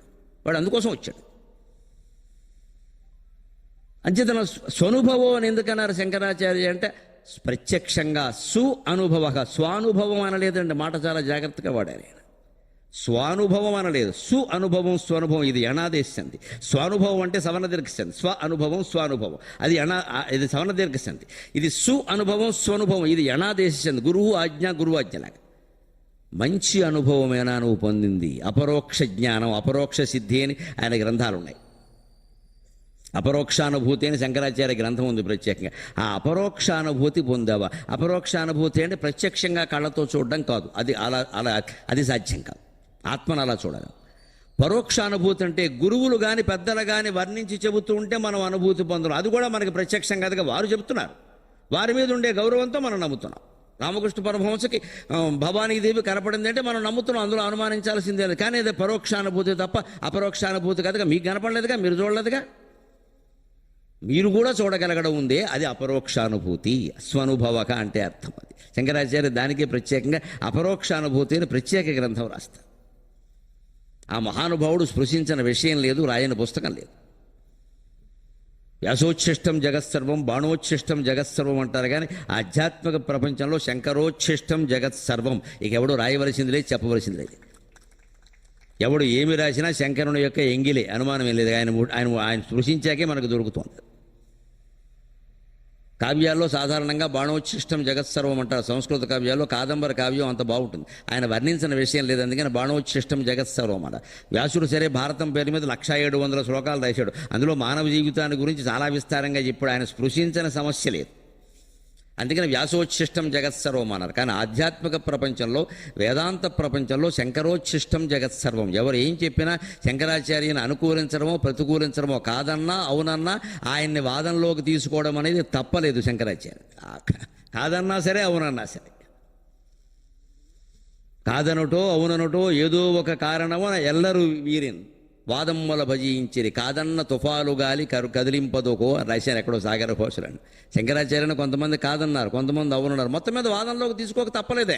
ఆయన ప్రాధాన్యం అది. మనం కాదంటే తుఫాను గాలి మనం కదిలించకుండా ఉంటుంది. నువ్వు తుఫాను కాదు లేచిపోతుంటే తుఫాను కాదంటే అలాగా, సుడిగాలి వచ్చి లేచిపోతుంటే మనుషులు ఇంకా కాదంటే అంత తుఫాను గాలిలాగా కదిలించాడు. అందుకే ప్రశ్నిస్తున్నాడు స్పష్టంగా, స్వనుభవక నువ్వు పొందావా? నువ్వురికే వారిది మాట్లాడితే పెట్టి ఎంతసేపు? వారెవరో చెప్పారండి, మా గురువు గారు ఉన్నారండి, వారు మాకు అన్ని మోక్షం సహా అన్నీ ఇస్తారు. ఏమైనా మోక్షం ఏమైనా పథకమా? 2 చీరలు కొంటే ఓ రైవుక ఫ్రీ, అదేమైనా పథకమా? గురువు గారు కూడా వాడు అర్థం లేని వాడు. గురువు ఇస్తాడని కూర్చున్నాడంటే వీడికి ఏమీ తెలియదు. వాడు గురువు మునగడం ఖాయం, వీడిని ముంచడం ఖాయం. ఒకరిచ్చేది కాదు మోక్షం అది. అసలు మనం మోక్ష స్థితిలోనే ఉన్నాం, అది గ్రహించలేక బంధనాల్లో ఉన్నామని అనుకుంటున్నాం మనం. అది వివేక చూడమణిలో చివరి శ్లోకం 3వ రోజు చెప్పుకుంటాం. మనం మోక్ష స్థితిలోనే ఉన్నాం, మనం లేవనుకోవడమే పెద్ద బంధం. ఇది మళ్ళీ ఇంకోటి చెప్పేది ఏమిటి దీనికి? ఇంకో గురువు ఎవరు? ఆయన పొందితే కదా మనకివ్వడానికి. అందుకే స్వనుభవక, అప్పుడు బ్రహ్మాత్మన సంస్థితి, తానే బ్రహ్మస్వరూపం అని గ్రహించి ఉండిపోవడం, అదే ముక్తి. చివరి దశ అది మోక్షం అంటే. అది శరీరం ఉన్నంత వరకు దాన్ని జీవన్ముక్తి అంటారు. శరీరం కూడా విడిచిపెడితే విధేయక కైవల్యం అంటారు. విధేయక కైవల్యం అంటారు. శరీరంతో ఉంటే జీవన్ముక్తి అంటారు, శరీరం విడిచిపెడితే విధేయ కైవల్యం అంటారు. సినిమా చూస్తున్నప్పుడు సినిమాతో పాటుగా మధ్యలో తెరని కూడా మనం ఊహించగలిగితే అది జీవన్ముక్తి.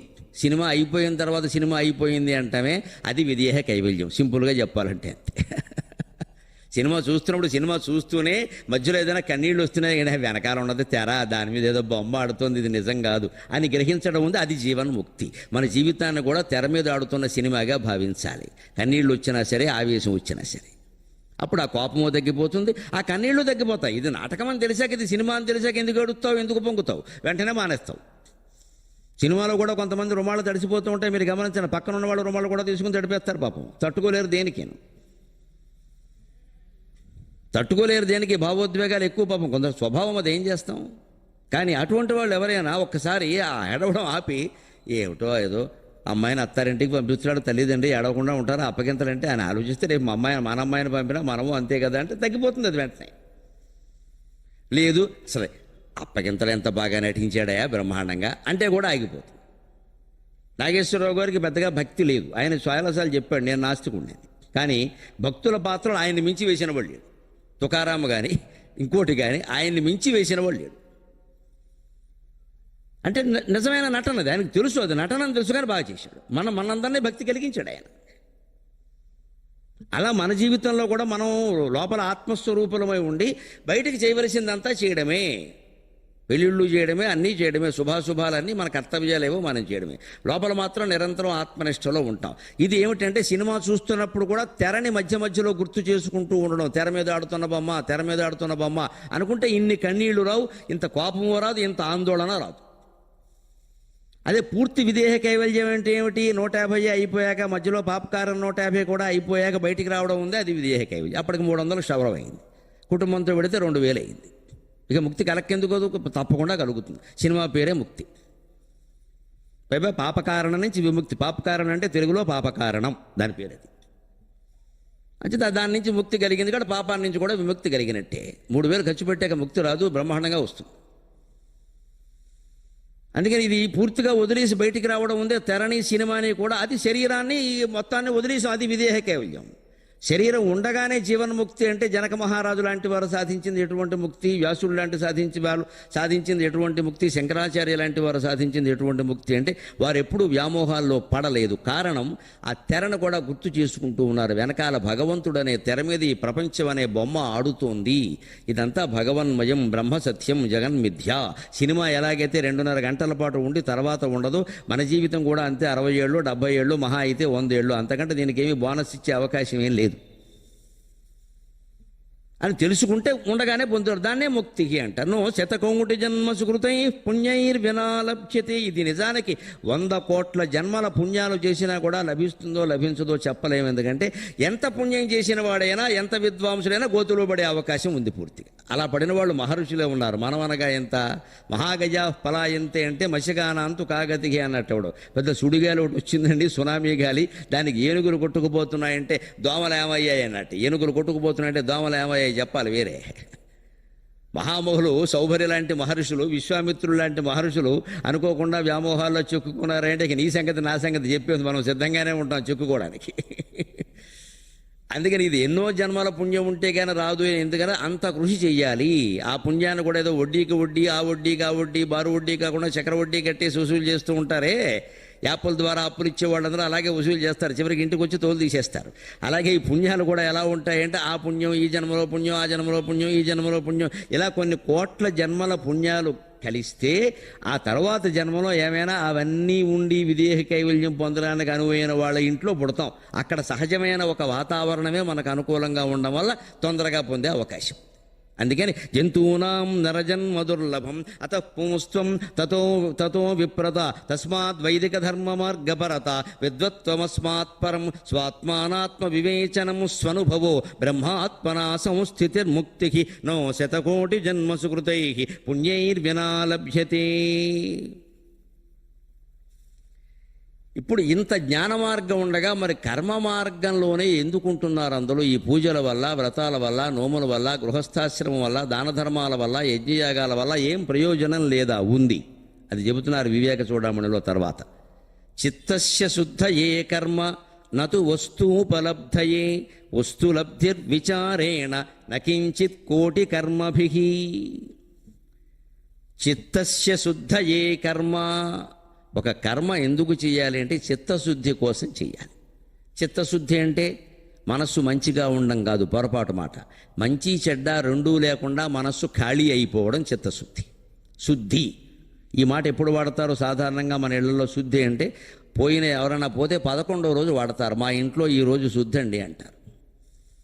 రోజు ఇల్లు ఊడుస్తారు, అది శుభ్రం అంటారు, శుద్ధి అనరు. పని మనిషి వచ్చి ఊడిస్తే శుద్ధి చేసింది అనరు. ఆ శుభం మాట మాట్లాడకూడదు. నీళ్లు పెట్టి జల్లినా శుద్ధి చేసింది అనకూడదు, శుభ్రం చేయడమే అదంతా. కళ్ళాపు జల్లింది, ఊడిచింది, అంతవరకే. శుద్ధి అనే మాట 11వ రోజు వాడతారు. శుభ్రానికి శుద్ధికి తేడా ఏమిటి? ఇల్లు శుభ్రం చేసినప్పుడు ఎక్కడ సామాన్లు అక్కడే ఉంటాయి, దాని కింద నుంచి ఊడుస్తారు. పని మనుషులు అయితే వారు కూడా ఊడవరు, మనమే వెనకాల ఊడ్చుకోవాలి, వారికి జీతం ఇచ్చుకోవాలి, అదో సౌకర్యం. లేకపోతే ఓ చీపురై అని వెనకాల తిరుగుతూ ఉండాలి.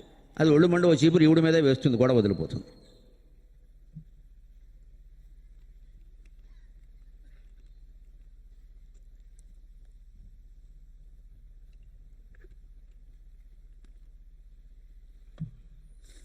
శుభ్రం చేసినప్పుడు మనం సాధారణంగా వస్తువుల్ని కదపం. ఈ పీట ఎలా ఉంచి కింద నుంచి ఊడ్చేస్తాం, మహా అయితే కొద్దిగా జరుపుతాం అంతే. శుద్ధి చేసినప్పుడు అలా కాదండి, గమనించండి. దాదాపు ఇంట్లో సామాన్లు బయట పెట్టేస్తారు. అంచేత మనస్సును చిత్తశుద్ధి చేయడం అంటే అర్థం మనసులో కొన్ని ఆలోచనలు ఉంచి కొన్ని ఆలోచనల్ని వదిలేయడం, కొన్నింటిని మార్చుకోవడం కాదు. సైకాలజిస్టులు చెప్పే వ్యక్తిత్వ వికాసం, పర్సనాలిటీ డెవలప్మెంట్, కౌన్సిలింగ్ కాదు ఇది. అది చిత్తశుద్ధి కాదు. ఆధ్యాత్మిక రంగంలో చిత్తశుద్ధి అంటే మొత్తం గాలి తీసేయి, ఏముండని వీలేదు. సుషుప్తి, గాఢ నిద్రలో ఉన్నప్పుడు ఎలా ఉన్నావో మెలకుగా ఉన్నా అలాగే ఉండాలి. అది చిత్తశుద్ధి. అది కర్మల ద్వారా సాధ్యం అవుతుంది. దాని కర్మక సత్యనారాయణ వ్రతం సహా అన్ని కర్మలకు ప్రయోజనం. అసలు మన ఇంట్లో మనం చేసే భోజనం సహా, దాంపత్య బంధం సహా, పిల్లల్ని పెంచడం సహా అన్నిట్లోనూ ఒక జ్ఞానం కలుగుతుంది మనకి. చిత్తశుద్ధి ఏర్పడదా, ఇంక అనవసరం, ఈ ఆలోచనలు అనవసరం, ఈ ఆలోచనలు అనవసరం. అదే చిత్తస్య శుద్ధయే కర్మ. పిల్లల్ని చాలా శ్రద్ధగా పెంచుతాడు ఒక పెద్ద మనిషి. పుత్రుడే పుత్రుడే పుత్రుడే, అన్నింటికీ మా అబ్బాయి మా అబ్బాయి మా అబ్బాయి మా అబ్బాయి అన్నట్టుగా పెంచుతాడు. వాడికో 17-18 ఏళ్ళు వస్తాయి. వాడి చేతికో స్మార్ట్ ఫోన్, వీలైతే ఐఫోన్ కూడా కొనిచ్చారు 50,000 ఇచ్చి. గారాబం కదా, అందుకే అక్కడి నుంచి వాడు అందులో అది నొక్కాడు ఇది నొక్కాడు, చివరికి వీడి పీక నొక్కాడు తండ్రిది. ఎందుకంటే వాడు మొదలెట్టాడు అప్పుడే వ్యవహారాలు. తర్వాత ఎప్పుడో వచ్చింది, ఈయన ఎవరైనా మీ అబ్బాయి ఏమిటండి, మీ అబ్బాయి అలాంటి వాడైనా ఏదైనా అంటూ ఉంటే, మా వాడు బంగారం అండి, అసలు నాకు తెలియకుండా ఏ పని చేయను, వాడు ఎప్పుడు ఫస్ట్ ర్యాంకర్ అండి క్లాసులో, వాడే ఫస్ట్. ఈయన అమాయకత్వంలో ఉన్నాడు, వాడు చాలా చేస్తున్నాడు ఫస్ట్ ర్యాంక్తో పాటుగా. ఎప్పుడో ఓసారి బండారం బయటపడ్డాక, కాశీఖండంలో గుణనిధి కథలాగా మొత్తం మీ అబ్బాయి ఇంత దారుణం చేశారండి అని బయటపడ్డాక ఈ తండ్రికి ఒక్కసారి చిత్తశుద్ధి బ్రహ్మాండంగా కలుగుతుంది. ఇంకెవడు చెప్పక్కర్లేదు ఇంకా. అందుకే 100 వేదాంత గ్రంథాలు చదివినా అర్థం కాని వేదాంతం పెళ్లి చేసుకుని కాపురం చేస్తే 10 ఏళ్ళు కాపురం చేయగానే ఇద్దరికి టీకా తాత్పర్యాలతో అర్థమైపోతుంది. అందులో ఆడాళ్ళు మగాళ్ళు ఇద్దరు ఉద్యోగాలు చేస్తే 5 ఏళ్ళు బోనస్ కూడా వస్తుంది, ముందే అర్థమవుతుంది. కనీసం ఒకళ్ళు ఖాళీగా ఉన్నారు, ఇక్కడ మొత్తం ఇద్దరు బిజీయే కదా, ఇద్దరికి అర్థమైపోతుంది. హ్యాండ్ బ్యాగ్ ఇలా పెట్టమేటి మొత్తం అర్థమైపోతుంది. ఇంకా హ్యాండ్ బ్యాగ్లో విష్ణు సహస్రం, లలిత సహస్రమే ఉంటాయి, మన నుంచి ఇంకేం ఉండవు. వచ్చేసే బాధలు నేను పడుతుపడి పుస్తకాలు వచ్చేసాయి. ఎందుకు ఏదో చదివితే మనశ్శాంతిని ఎందుకుంటున్నాడు? గంభీరంగా ఆలోచిద్దాం, మొహమాట పడకుండా. నిజంగా మనశ్శాంతి దక్కుతుందో చదివినంత మాత్రాన్ని? మన బాధలాగా ఉన్నాయి, మనం అలాగే చదువుతున్నాం అంతే. ఇంకా దాన్ని పెంచేసి 100 సార్లు చదవడం, 1000 సార్లు చదవడం, ఏకాశం, ఇవన్నీ విష్ణుమూర్తికి నచ్చే విషయాలు కావు. నీ చదువు మీద ఆయన కృప ఆధారపడి. ఆ విష్ణు సహస్రం మనకు అర్థం కాలేదు, మొదటి 2 అర్థం కాలేదు, విష్ణువు అదే అర్థం కాలేదు మనకి. ఇంక నువ్వు ఎక్కడ పెట్టుకుని ఏం చదివినా ఒకటే ఇవన్నీ. అంటే వీటి కేవలం ఇలా చదువుతూ పోవడం వల్ల, చేస్తూ పోవడం వల్ల చిత్తశుద్ధి కలగదు. ఈ చేస్తున్న దానివల్ల ఏం జరుగుతోంది, ఎందుకు ఇలా జరుగుతోంది? ఇంత నమ్మేమే, కొడుకునో భార్యనో భర్తనో మరొకరినో, వ్యాపారంలో భాగస్వామినో మిత్రున్నో, ప్రాణమిత్రుడు కదా. ఓ కంచంలో తిన్నావో మంచంలో పడుకున్నావు, ఇవాళ ఇంత మోసం ఎలా చేశాడు నన్ను? ఇద్దరం కలిసి వ్యాపారం చేస్తే ఇంత మోసం ఉంటుందా? నేను సంతకం పెట్టమంటే పెట్టానే, అత్యవసరంగా అంటే తలకాయత మీద పెట్టేశానే, దాని మీద ఇవన్నీ రాస్తాడని నాకు తెలియదే అని అప్పుడు తెలిస్తే ఒక్కసారి జ్ఞానోదయం కాదండి. కానీ అది స్థిరమైంది కాదు. అది మళ్ళీ దెబ్బ తగలడం వల్ల కలిగిన జ్ఞానోదయం. అది మళ్ళీ ఇంకొకటి ఎవడో మంచి మిత్రుడు దొరకగానే మళ్ళీ మారిపోతాడు. ఈయన వాడు అలా చేశాడు కానీ వీడు అందరూ చేస్తారో కంగారు పడక. అసలు వ్యవహారంలోనే ఉందా తేడా. ఇదే చిత్తస్య శుద్ధయే కర్మ. మనం చేసే పని వ్రతాలు పూజలే కాదండి, ఏ పని అయినా సరే.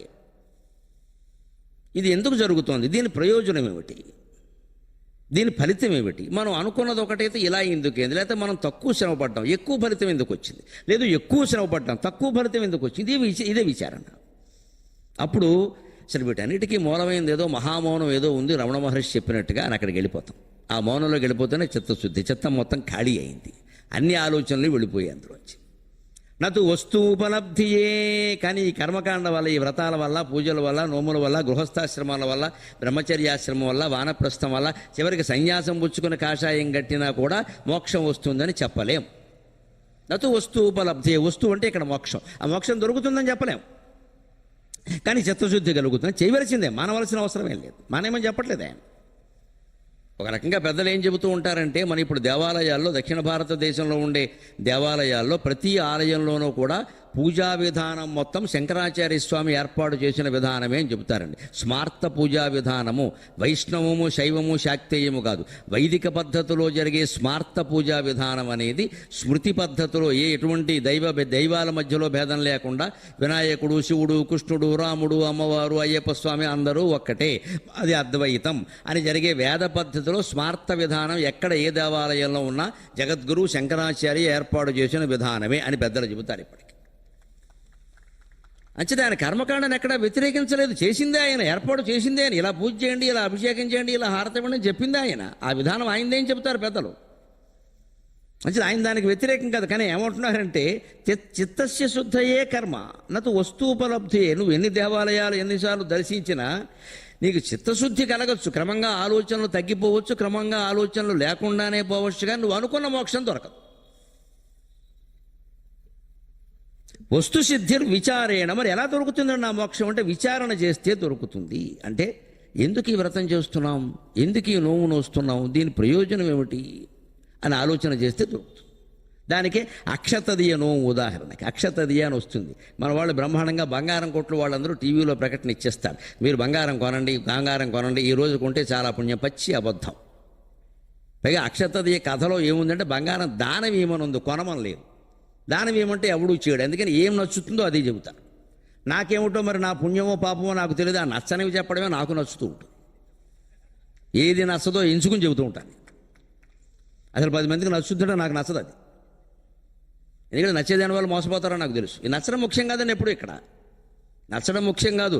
బట్టల కొట్టుకు వెళ్ళినప్పుడు ఫలానా చీర తీసి మీరు నచ్చింది అన్నారంటే మునిగారమ్మా 1000 రూపాయల చీర 6000 చెప్తాడు వాడు. నచ్చిందని చెప్పకూడదు, రేటు తెలిసాక చెప్పాలి. ఇవన్నీ మీకు ఎలా తెలుసు అనుకోండి, అన్నీ తెలుస్తాయి. కవి అన్నవాడికి అన్నీ తెలుస్తాయి. కూడబెడుతుండే తెలవకేమవుతాయి. రేటు చెప్పాక మనం ఖాయం చేసుకున్నాక అప్పుడు ప్యాక్ చేసేసాక నచ్చింది అన్నది. కొట్లోకి వెళ్ళగానే అది ఎంత బాగుందో అన్నామంటే అయిపోయినట్టే పరసకాడి. వాడు దృష్టి పడిపోయింది, నచ్చేసింది ఈయనకో ఎవడుకో అంటే పెంచేస్తారు వెంటనే. అది అద్భుతం, బోడపాడిని తెచ్చాడు, బొంబాయిని తెచ్చానంటాడు. చెప్పడా విషయం. అందుకే మనం చెప్పకూడదు. నచ్చింది అన్నమాట బయటికి రాకూడదు. అంటే మనకు మనస్సుకు బాగా నచ్చుతుంది అంటే అది ఖచ్చితంగా హాని చేస్తుందండి. అదొక ప్రమాణం. అది బాగా నచ్చిందంటే హాని చేస్తుంది. మనకి నచ్చట్లేదు అంటే ఆలోచన చేయాలి. నచ్చట్లేనంత మాత్రాన అది దేశద్రోహం ఏం కాదు, ఏదో ఉందన్నమాట అందులో. కాస్త ఆలోచించు. దానికి ప్రత్యేక సిద్ధాంతం లేదు, కానీ ఆలోచించాలి. నచ్చుతున్నవి చాలా ప్రమాదకరాలు అవుతాయి. అంత బాగా నచ్చుతుందంటే మనస్సు పిచ్చిలో పడిపోయింది అనమాట. అందుకని అక్షతది నాడు బంగారం దానం ఏమని చెప్తారు. ఎలాగో చెప్తారు, అక్కడ ఒక ఇల్లాలు ఉంది. అక్కడ ఆవిడకి పెళ్లి చేశారు, ఒక అమ్మాయికి పెళ్లి చేశారు. అది చేసేటప్పుడు తాంబూలాలు పుచ్చుకున్నాక ఆ పిల్లాడికి అర్ధాయుష్కుడని బయటపడింది జాతకం ప్రకారం. పైగా పెళ్ళైన 3వ రోజున శోభనన్నాడు రాత్రే చనిపోతాడని ఉంది కథ. అది ఇంత విచిత్రంగా ఉందో. ఇంత గొప్ప కథ కదా అనుకున్నాను. ఆ కథ ఎవరు చెప్పరు, దానివల్ల రూపాయలు రావు. మరి జనం మాయలోంచి బయటపడతారు. బయటపడడం ఇష్టం ఉన్న చాలామందికి మాయలో పడేయాలి. ఇక మాయలో పడితే మేము బాగుపడతాం, మాయలోంచి బయటపడితే మీరు బాగుపడతారు. తేడా అది. అందుకని ఆవిడ తాంబూలం ఇచ్చారు పాపం. భర్తకు అర్ధాయుష్కుడు భర్త పెళ్ళైన 3వ రోజున శోభనన్నాడు పోతాడు అంటే ఆ అమ్మాయి ఎంత సంస్కారవంతురాలంటే, నాన్నగారు తాంబూలాలు ఇచ్చారు మీరు, నిశ్చితార్థం కదా, మరి ఎలా మారుస్తారు? ఆ అమ్మాయి అండి, ఆ అమ్మాయి వీళ్ళ నిశ్చితార్థం అయ్యాక రద్దయిన పెళ్ళిళ్ళు కూడా ఉన్నాయి. అమ్మాయిల వల్లే నమశివాయ. ఎందుకంటే డాడీ అప్పుడు చెబుదామనుకున్నాను, చెప్పలేకపోయాను. ఇప్పుడు చెబుతావమ్మా, 2 పిల్లలు పుట్టాక చెప్పు. చచ్చిపోవాలి ఈ డాడీ. ఇంకా ఈ డాడీకి మన్నాడు బాడీయే, డెడ్ బాడీ. ఎవరికి ఎక్కలేదు డాడీ బాధ, మమ్మీ బాధ. అప్పుడు చెబుతాడు. ఎందుకంటే చెప్పలేకపోయావా ఇన్ని జరిగాక. పైగా ఎప్పటి నుంచి నడుస్తుందని 3 ఏళ్ళ బట్టి. అబ్బా 3 ఏళ్ళు దాచేసే విషయాన్ని కుంతిదేవి కంటే గొప్పదానివి. జీవితాంతం దాచేసింది ఆవిడ కర్ణుడు పుట్టుకొని.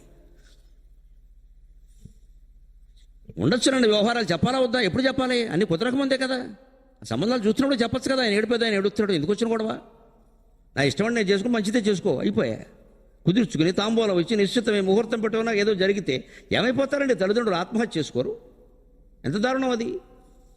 ఆ పిల్ల ఎంత సంస్కారవంతురాలు అంటే అక్షతదియలో నాయిక, నాన్నగారు మీరు ఒకరికి మాట ఇచ్చారు కదా, అర్ధాయుష్కుడో మరొకరు నేను చేసుకుని తీరతా. సావిత్రమ్మ సాక్షాత్ సావిత్రి సత్యవంతుల కథ అంత గొప్పది అక్షతదియ కథ. సావిత్రికి తెలిసి పెళ్లి చేసుకుంది సత్యవంతుడిని. భర్తను కాపాడుకుంది. ఈవిడ అంతే. అంటే ఆ తండ్రి ఆశ్చర్యపోయి, అమ్మ నా చేత్తో ఎలా చేయనమ్మా, ఇది నాకు ముందు తెలుసునో తెలియదు, నాకు యోగం ఉంది, అతనే భర్త అంది, నేను మానసికంగా అతను వరించానంది, ముక్కు మొహం తెలియని వాడిని. అది ఆ రోజుల్లో పద్ధతి. చేసేసుకుంది, పెళ్ళైపోయింది. పురోహితుడిని అడిగింది, అయ్యా దీనికి ఏదైనా పరిష్కారం ఉందా, ఏం చెయ్యలేమా, అలా వదిలేయవలసిందేనట. అమ్మా శాస్త్రాల్లో ఎప్పుడూ పరిష్కారాలు ఉంటాయమ్మా, ఆయన అంతకంటే సహృదయుడు, ఆ సహృదయులుగా ఆ సహృదయులే దొరుకుతారు. రుక్మిణీదేవికి అగ్నిద్యోతనుడు దొరికినట్టుగా దొరికాడు ఆ పురోహితుడు. ఉన్నాయమ్మా అన్నిటికీ, మంగళగౌరి వ్రతం ఉందమ్మా, అది చెయ్యమ్మా, లలితా సహస్రం చదువుకుంటూ ఉండమ్మా, ఏం పర్వాలేదు. ఆ శోభనన్నాడు రాత్రి భర్తతో కలిసే ప్రయత్నం చేయకమ్మా, అతను అలా పడుకోమని చెప్పమ్మా, ఆ పడగది నిండా దీపాలు పెట్టాయి, ఎందుకంటే దీపాలు బాగా ఉన్న చోటకి పాములు రావు. నాగగండం, పాము గండం కారణంగా పోతాడని ఉంది భర్త, పాములు రావు. అంతేకాదమ్మా, పాము రాకుండా నీ ఇంటి ముందు కూడా ఏదైనా ఏర్పాటు చేసుకోండి. ఏం చేస్తే రావు అంటే, పాములకి రత్నాలు ఆభరణాలు అంటే చాలా ఆకర్షణమ్మా. రత్నాలు వజ్రాలు నగలు ఉండే చోట పాములు ఉంటాయి. ఇంటికి వెళ్ళి మనం ఎనపెట్లోను సేఫ్ డిపాజిట్ లాకర్లోనూ చూసుకోవాలి, ఎందుకైనా మంచిది. పాములకి వజ్రాలు నగలు రత్నాలు ఆభరణాలు ఉన్న చోట బాగా ఆకర్షణగా, నిధులు ఉన్న చోట, నిధులు ఎవరైనా భూమిలో నిధి పెడితే ఎవరు చెప్పకుండానే పాము వస్తుంది అక్కడ, దానికి తెలుసు. నిధికి కాపలా కూడా ఒకరికి. పాముకు ఆ బుద్ధి భగవంతుడు ఎందుకు పెట్టాడు అంటే, ఆ నిధి ఎవరి పరం కాకుండా, లేకపోతే అందరూ వెళ్ళిపోతారుగా. అన్ని ఏర్పాటు సృష్టిలో ఉంటాయి. అందుకని పాముకి ఆకర్షణ ఉందమ్మా. అందుకని గుమ్మం దగ్గర నువ్వు రత్నాలు బంగారు వజ్రాలు ఏర్పాటు చేయి, వచ్చిన పాము లోపలికి రాదు. శోభనంగా అది మొత్తం దీపాలతో అలంకరించమ్మా, మల్లె పువ్వులను ఇంకోటి కాదమ్మా, దీపాలతో అలంకరించు. నువ్వు భక్తిగా అమ్మవారిని పూజ ఎందుకు జరగదో చూద్దాం. ఆయన కూడా అలాగే చెప్పాడు, ఆత్మవిశ్వాసాన్ని రేకెత్తించేలాగా. పురుష ప్రయత్నం అండి ఇది, ప్రయత్నం. ఆ అమ్మాయి కొత్త పెళ్లి కూతురు, నిండా 16 ఏళ్ళు కూడా లేనటువంటి అమ్మాయి ఎంతో సాహసం చేసి తన ఒంటి మీద నగలు, ఇంట్లో ఉన్న నగలు తీసి గుమ్మం దగ్గర పోసింది. ఎవడు పట్టుకుపోయినా మంచిదే అని. రత్నాలు ధగధగలు, కుమ్మం సింహద్వారంలో లేదు, రత్నద్వారంలో ఉంది, అక్కడ మణిద్వీప ద్వారంలో ఉంది, అక్కడ ప్రకాశమానంగా ఉంది అర్ధరాత్రి కూడా. ఈ అమ్మాయి మాత్రం భర్తను పడుకోమని చెప్పింది. నేను చెప్పే వరకు కళ్ళు తెరవద్దని చెప్పి ఈ గది నిండా దీపాలు పెట్టేసింది. అక్కడ కూర్చొని అదే రకమైనటువంటి గౌరీ వ్రతాన్ని చేసింది ఆవిడ. ఆ పాము వచ్చింది భర్తను కరవడానికి, ఆ రత్నాభరణాల వరకు వచ్చింది, వాటిని చూసింది, ఆ మోజులో పడిపోయింది. ఆ కాంతి ధగధగలకి తట్టుకోలేక ఆ పాము అక్కడే మరణించింది. భర్తకి మరణగండం తప్పింది. ఇది అక్షతదియ కథ. ఇందులో ఎక్కడైనా ఒక్క ముక్క బంగారం కొనమని ఉందా అండి? దొంగ మాటలు మాట్లాడుతున్నారు కదా. మొత్తం కథ నేను చదివి చెబుతున్నా, యావత్ పండిత వర్గానికి సవాల్. ఎక్కడైనా చర్చకు సిద్ధం. అక్షతదియ గదిలో బంగారం కొనమని ఎక్కడా లేదు. మోసం చేయొద్దు జనాన్ని. మన వ్యాపారాల కోసం జనాన్ని మోసం చేయొద్దు. మనం బాగుపడడానికి 100 మార్గాలు ఉన్నాయి. మాయ కథలు చెప్పక్కర్లేదు. ఇందులో త్యాగం ఉంది, సాహసం ఉంది, ధైర్యం ఉంది, మాట తప్పని స్వభావం ఉంది, తల్లిదండ్రులను గౌరవించే సంస్కారం ఉంది. ఆ తల్లికి నమస్కారం పెట్టద్దా సావిత్రులతో సమానంగా భావించి. ఎంత గొప్ప కథ ఇది. వస్తుసిద్ధిర్విచారేణ. ప్రతి వ్రత కథని, ప్రతి నోము కథని, ప్రతి గ్రంథాన్ని, ప్రతి పిట్ట కథ అని మనం అనుకునే ప్రతిదాన్ని పొట్ట చీలిస్తే ఇన్ని రహస్యాలు. ఇవి మనం చెయ్యమే పని, మనకు అక్కర్లేదు. ఇది బంగారం కొనమని చెప్పేస్తే బాగుంటుంది. మా పొడుకడికి ఆ బంగారం కొట్టువాడు ఇచ్చేస్తాడు 1,00,000 రూపాయలు, నాకు ఒక అంకణం మారేస్తాడు. మన నుంచి లంకణాలు వస్తాయి నాకు. మీరు చెప్పండి సార్ మీకు ఎందుకంటాడు. ఇలా చెప్పేవాళ్ళు కావాలి. మేము ఏసరావు నగర్లో సోమవారం సంతకెడితే మా ఆవిడని అడిగారు, ఏది కార్తీక మాసంలో, మీ ఆయన నీకు ఉసిరికాయ మీద దీపాలు పెట్టమని చెప్పండి అమ్మా, ఎందుకంటే ఉసిరికాయలు అమ్ముడు అవడానికి. ఆవిడని పట్టుకున్నారు, నేను దొరకనని, నేను సంతకెళ్ళను కదా, ఆవిడ ఎడుతుంటుంది. అందుకని ఉసిరికాయ మీద దీపాలు పెట్టమని చెప్పండి అమ్మా. ఎందుకు ఇంటికి వచ్చే చెబుతూ ఇలా అంటారు అంటే, ఇది రహస్యం ఇదా, వాళ్ళందరూ చంపేస్తున్నారు మీరు చెప్పాలి. ఎలాగే ఉసిరికాయ మీద దీపం పెట్టడం ఏంటంటే అర్థం లేని విషయం. ఉసిరికాయ మీద దీపం నిలబడుతుంది అసలు అంటే మొత్తం రాసి ఉసిరికాయలండి, ఆ ప్రకారం అమ్మేయచ్చు. ఎవడు తిండు, మొత్తం నేరమే పారబోస్తారు. వృక్ష సంపద వృధా కాదండి, ఉసిరికాయ వృధా కాదండి. అదే ఉసిరికాయని 4 పెచ్చులు చేసి ఓ డబ్బాలో వేసుకుని, ఒక 4 ఉసిరికాయలు 4 పెచ్చులు చేసి 16 పెచ్చులు డబ్బాలో వేసుకుని, మధ్యాహ్నం అన్నం తిని నిద్రపోయి లేచిన తర్వాత ఒక్క ఉసిరి బద్ద బొగ్గన పెట్టండి అమ్మా. జలుబు దగ్గు రొంప వస్తే ఒట్టు, నేను చేసి చెబుతున్నా 20 ఏళ్ళుగా. ఉసిరికాయ అంత వైద్యం. అది నచ్చదు ఎవడికి. ఉసిరికాయ వల్ల ఏదో వచ్చేయాలి, దీపం వల్ల ఏదో వచ్చేయాలి. దేవుడు లోకుగా ఉన్నాడు ఇక్కడ. దాని మీద మొత్తం ఒత్తి ఇలా వేలాడదీసేసి ఆ ఉసిరికాయ మీద నూనె వేసేసి, నిలిచినా సరే నిలబడపోయినా సరే నేను పెడితే నిలబడింది. ఇప్పుడు మహాపతివ్రత ఇక్కడ, ఇంకెవరు లేరు దేశంలో. ఈ ఉసిరికాయ మీద దీపం వల్లే పాతివ్రత్యం. ఇదో పెద్ద అహంకారం, నేను పెడితే నిలబడిందంటే. నువ్వే ఒకటి ఇక్కడ. మన కథల్లో అన్నిట్లో, మన వ్రతాల్లో, నవ్వులు ప్రదర్శించేదంతా అహంకారమే. వాటి వల్ల జ్ఞానం వస్తుంది, అహంకారం వస్తుంది. జ్ఞానం ఎక్కడొచ్చింది? ఇదే వస్తు సిద్ధిర్విచారేణ. అసలు విచారణ చేయండి, నేనెవరు నేనెవరు నేనెవరు, ఈ శరీరం ఏమిటి అని ఆలోచన చేయిద్దా? వస్తు సిద్ధిర్విచారేణ నకించిత్ కర్మ కోటిభిగి, కోటి కర్మలు చేసినా రాదని చెప్పాడు. ఇక ముక్కోటి ఏకాదశి దర్శనం వల్ల రాదని వేరే చెప్పక్కల, కోటి కర్మల వల్ల రాదని శంకరాచార్య చెప్పాడు. ఎందుకు రాదో కూడా చెప్పాడు ఆయన, ఎలా వస్తుందో కూడా చెప్పాడు. మోక్ష సాధన సామగ్ర్యాం భక్తిరేవ గరీయసి, భక్తిని నేను ఎక్కడ కాదనట్లేదన్నాడు ఆయన. ఎందుకంటే ఆయన మీద కూడా ఈ అపనందలు వేశారు. శంకరాచార్య మీద వేసిన భయంకరమైన నింద ఏమిటో తెలుసునా అండి? మా మీద ఎప్పుడైనా నిందలు ఏమైనా వినపడుతూ ఉంటే నేను ఆయన తలుచుకుని నన్ను నేను ఓదార్చుకుంటా. స్వామి నువ్వే పడ్డావు, నేనేవండి అయ్యా. ఆయన్ని ప్రచ్ఛన్న బౌద్ధుడు అన్నారండి దుర్మార్గులు. ప్రచ్ఛన్న బౌద్ధుడు. ఈయన నాస్తికుడు, ఈయన బౌద్ధుడు. బౌద్ధ మతాన్ని ప్రచారం చేయడం కోసం ఈయన చేస్తున్నాడు ఇది. ప్రచ్ఛన్న బౌద్ధుడు. అద్వైతం తప్పు, జగన్మిథ్య సిద్ధాంతం తప్పు, మాయావాదం తప్పు, శంకర సాహిత్యం మొత్తం కృతకం అని ప్రచారం చేసి ప్రచ్ఛన్న బౌద్ధుడు. ఈయన శంకరుడు వేషంలో ఉన్న బౌద్ధుడు అన్నారు. బౌద్ధాన్ని వ్యతిరేకిస్తూ ఆయన గ్రంథాలు రాశారు ప్రత్యేకంగా. సృష్టికి మూలం నిర్వాణం అంటావు, శూన్యం అంటావు, మతుందా లేదా? పూర్ణమైతే కానీ సృష్టి రాదురా. ఏమీ లాంటి ఉంటుంది ఏదైనా వస్తుందా? అన్నీ ఉన్నదాంట్లో ఏదైనా వస్తుంది కానీ సృష్టికి మూలం శూన్యం ఎలా అంటారండి? బుద్ధి లేకుండా. పూర్ణం అనాలి కానీ పూర్ణం కాకపోతే ఏదైనా వస్తుందా అని ఆయన స్పష్టంగా బౌద్ధం సహా జైనం సహా ఇతర మతాలు ఎన్నిటినో ఖండించుకుంటూ వెళ్ళి వైదిక ధర్మంలో వేదం ఏం చెప్పిందో అది వేద ప్రమాణంగా చతుర్వేదాల్లోంచి ప్రమాణాలు చూపించి ఆయన సాధిస్తే ఈయన లభించిన ప్రాచుర్యానికి ప్రాధాన్యానికి ఈ అద్వైతం వ్యాపిస్తున్న విధానానికి ఆ ప్రచండ జ్ఞాన సూర్యుడి కిరణాలకి తట్టుకోలేక పెట్టి వేసిన నింద ఏమిటంటే సూర్యుడి మీద ఉమ్మేసినట్టుగా ఈయన ప్రచ్ఛన్న బౌద్ధుడు అన్నారు. దాన్ని తట్టుకున్నాడు ఆ పెద్ద మనిషి. అందుకని ఆయన అంటున్నాడు, నేను ఎక్కడ భక్తిని కాదనట్లేదయా. ఇదేం మాట? నాకు భక్తి లేదా? కరావలంబ స్తోత్రం చదవండి, కనకధారాస్తవం చదవండి, భజగోవింద స్తోత్రం చదవండి. నేను భక్తితో రాశానే, నాకు భక్తి లేకపోవడం ఏంటి? మోక్ష సాధన సామగ్ర్యాం భక్తిరేవ గరీయసి స్వస్వరూపానుసంధానం భక్తిరిత్యభిధీయతే. మీ తలకాయ మీకు భక్తికి నిర్వచనం తెలిసేస్తే కదా అన్నాడు ఆయన. మీరు అనుకుంటున్నదే భక్తి అంటే ఎలాగా? ఏముంది భజధాతువుకు అర్థం ఏమిటి? వేదం ఏం చెప్పింది? శాస్త్రం ఏం చెప్పింది? అవన్నీ వదిలేసి మీరు అనుకున్నదే భక్త. మోక్ష సాధన సామగ్ర్యాం భక్తిరేవ గరీయసి. మోక్షాన్ని పొందేటువంటి సాధన సామగ్రిలో భక్తిని మించింది లేదు. భక్తిరేవ గరీయసి స్పష్టంగా చెప్పారు. కానీ భక్తి అంటే ఏమిటి? శివుని నెత్తి మీదేమో 3 బిందెల పాలు పోసేసి విష్ణువు నెత్తి మీదేమో 1,00,000 తులసాకులు పెట్టి భక్తి అంటే కుదరదు. అదంతా రొట్టే, మొత్తం తీసే అక్కడి నుంచి. నేను పెట్టమని ఎవరు చెప్పలేదు. తులసాకులు తులసి తోటల్లోనే ఉండాలి. ఊరికి గుళ్ళల్లో పెట్టి 1,00,000 తులసి 1,00,000 తులసిని చేయకూడదు. పర్యావరణం పాడవడం తప్పితే మన ఎవరికి ఏ ప్రయోజనం కలగదు. నన్ను మన్నించండి, ఇది వాస్తవం. మనకి నచ్చదు. ఎందుకంటే మన ఇంట్లో ఏదో సమస్య వచ్చింది, ఎవరో ఇచ్చారు 1,00,000 తులసి అన్నారు, చేసేస్తామంతా తేలిక. తులసి తోట పక్కన కోసేయి, వేసేయి. కనీసం అందులో బూజు ఉందేమో కూడా చూడరు. ఏం వేసేస్తారు బట్టి 1,00,000 తులసి అండి. ఇక్కడ లేదంటే తమిళనాడు నుంచి చెప్పి ఇదో ఓవరాక్షన్. అక్కడ నుంచి తెప్పించట్టి. ఎవరు తెప్పించమన్నారు? ఎందుకు? అదే తులసి మీకు ఈ బయట ఎక్కడైనా ఒక తోటగా ఉంటే యావత్ ప్రకృతి బాగుంటుందండి. సజ్జాపురం వీధి కాదమ్మా, ఆ పేట అంతా బాగుంటుంది. మనకి పేట బాగుండడం, తణుకు బాగుండడం ప్రధానం కాదు. మన ఇండ్లు మన కుటుంబం బాగుండడమే మనకి ముఖ్యం. మనకి జరగాలి కానీ తణుకంతా మనకెందుకు పని లేక అంతే. ఇక్కడ మనకే ఈ మనకేమిటో తెలిస్తే కానీ వేదాంతం అర్థం కాదు.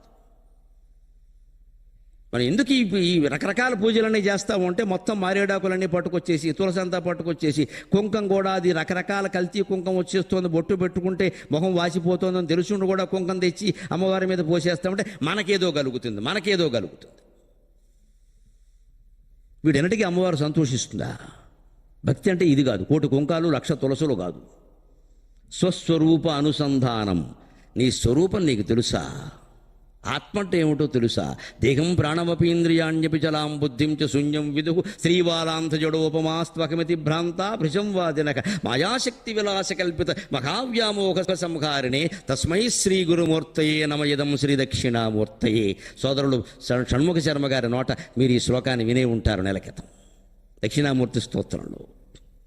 మరి దేహం కాదు, మనస్సు కాదు, బుద్ధి కాదు, ఇంద్రియాలు కాదంటే అదేమిటని ఆలోచించావా? అది ఆలోచించవా? అది భక్తి. తులసాకులు మారేడాకులు కాదు భక్తి అంటే.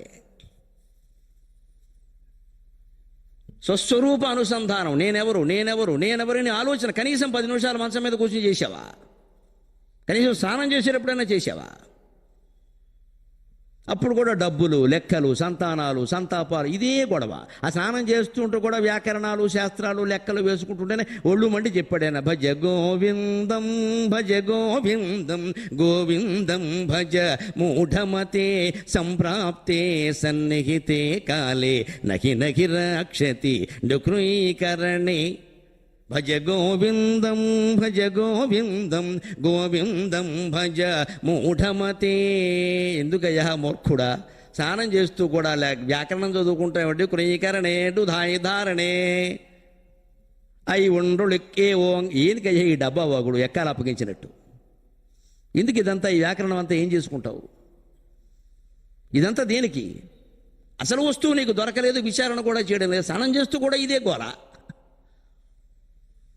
అందుకే మన సంస్కృతిలో కొన్ని ఆచారాలు ఎంత గొప్పగా ఉంటాయో చూడండి. స్నానం చేసేటప్పుడు ఎప్పుడు ఏదో ఒక శ్లోకం, ఏదో ఒక పాట చదువుతూ స్నానం చేయాలండి. సినిమా పాట కాదండి, అదైతే చదువుతారు అందరూ. ఏదో ఒక దేవుడికి సంబంధించిన స్తోత్రం చదువుతూ స్నానం చేయమన్నారు. నాకైతే నేను 7 రోజులు 7 స్తోత్రాలు చదువుతాను. నేను పెట్టేసుకున్నాను, నేను ఆచరించి కూడా చెప్పను. నేను 7 రోజులు 7 స్తోత్రాలు చదువుతాను ఖచ్చితంగా. దానివల్ల ఏమవుతుంది, ఆయా స్తోత్రాలు నోటికి వస్తే శుభ్రంగా సభల్లో చెప్పగలుగుతాం. ముందు నా బాధ నాది, కంఠస్థం వచ్చాయి, ఊరికి చదువుకుంటే అలాగా. దాని అర్థం గురించి సహజంగా సావకాశంగా విచారణ చేస్తాం. ఇక్కడ ఏదో చెప్పడం కోసం తయారయ్యామనుకోండి, కొంత ఆందోళన ఏదో మనస్సులో ఉంటుంది, అక్కడే ఉంటుంది ఆందోళన. హాయిగా ఒక్కో శ్లోకం ఒక్కో మాట అనుకుంటూ మళ్ళీ అర్థం తెలుసుకుంటూ, కాకపోతే బయటకు వచ్చాక నిఘంటూ చూస్తూ తెలుసుకోవచ్చు కదా సావకాశంగా. జ్ఞానాన్ని పొందే విధానం అది. సావకాశంగా ఇంటి దగ్గర చదవాలి. 7 రోజుల్లో ముగించడం, 3 రోజుల్లో ముగించడం పెట్టుకోకూడదు. ఎందుకు ముగించాలి?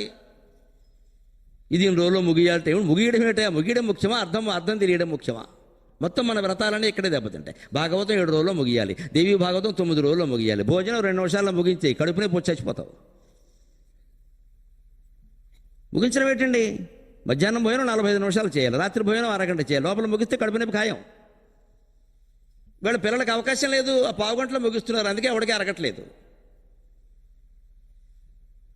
మీ ఇష్టం వచ్చిన పదార్థం తినండి. భోజనం పట్ల కూడా అనుభవం ఉన్న వ్యక్తిగా చెబుతున్నా. బత్తాయి పండు కాదండి, బత్తాయి పండు తొక్కలు తినండి, ఏం పర్వాలా, బాగుంటుంది. కానీ బాగా నవలాలి. మింగితే ఎలాగా అడ్డం పడిపోతాయి.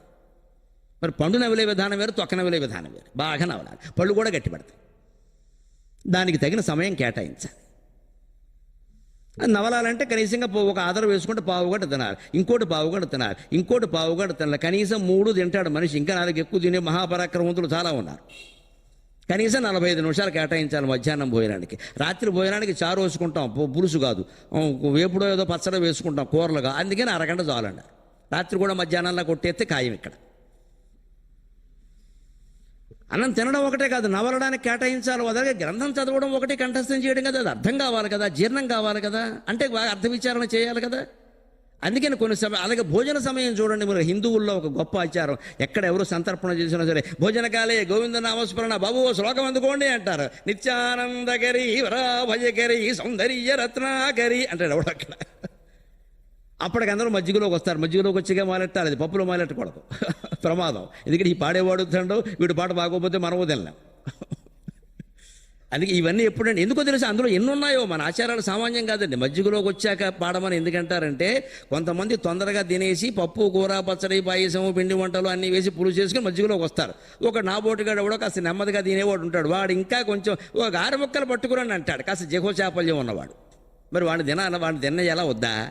అందుకని ఈలో పద్యాలు పాడమన్నారు. అంత గొప్ప నాగరికత, అంత గొప్ప సంస్కృతి, మనుషుల మనస్తత్వాలన్నీ అర్థం చేసుకునే ఏకైక సంస్కృతి హైందవ సంస్కృతి. ప్రతి ఆచారం పవిత్రం.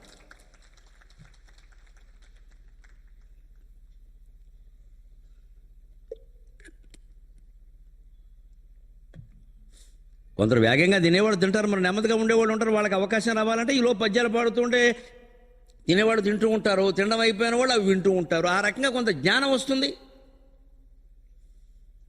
కొంత జ్ఞానం వస్తుంది ఖచ్చితంగా.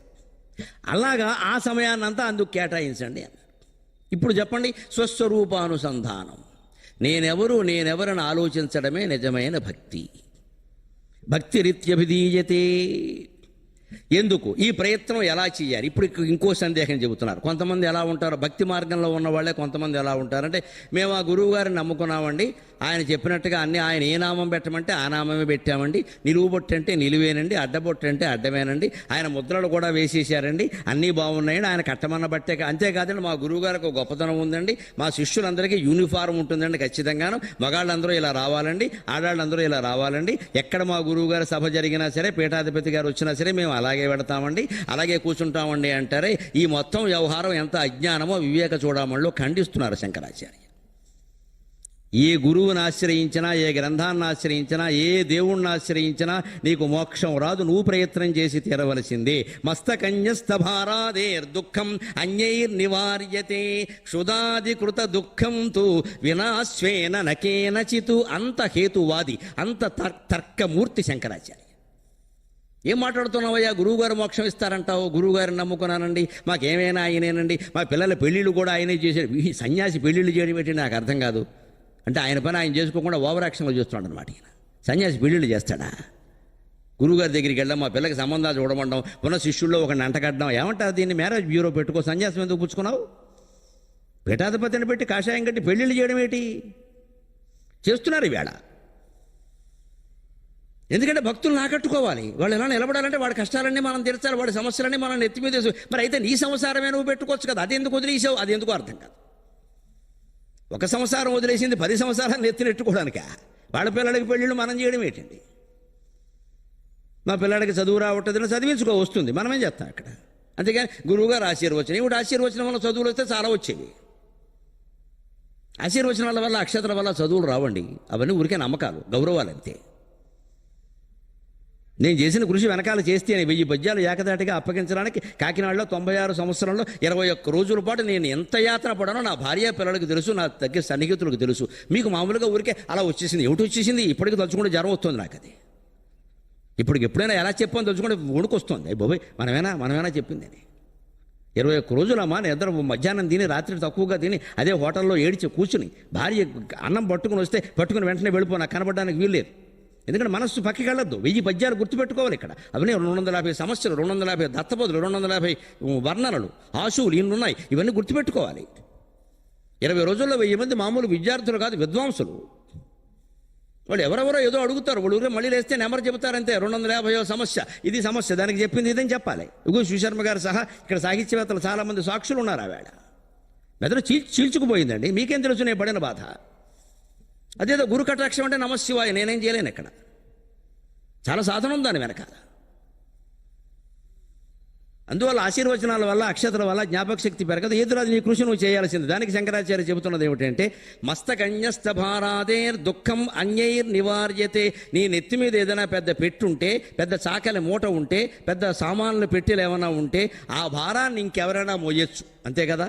ఒక రైల్వే స్టేషన్లో మనం సామాన్లు పట్టుకెడుతున్నాం, కొంచెం బరువు ఎక్కువగాను. అయినా ఏమనుకున్నారు భార్యాభర్త, వాడిని అడిగితే కనీసం 100 రూపాయలు ఇవ్వాలి, ఎందుకు ఇవ్వాలి, పని లేక, నువ్వు 2 పట్టుకో, నేను 2 పట్టుకుంటా అన్నాడు అని వెళ్ళిపోతున్నాడు. ఇవాళ పట్టుకునేవి కూడా వచ్చే, శుభ్రంగా భుజం మీద ఒకటి వేసుకోవచ్చు, కింద చక్రాలు ఉంటాయి, పైన వక్రాలు ఉంటాయి, చాలా ఉంటాయి. ఒకటి లాక్కుంటూ వెళ్ళచ్చు, ఒకటి పీక్కుంటూ వెళ్ళచ్చు, ఒకటేమో దాని మీద పెట్టచ్చు. చిన్నపిల్లాడు ఎవడైనా ఉంటే ఈ క్యారియాన్ మీద కూర్చోబెట్టచ్చు, వాడైనా విరుగుతాడు, అదేనా విరుగుతుంది.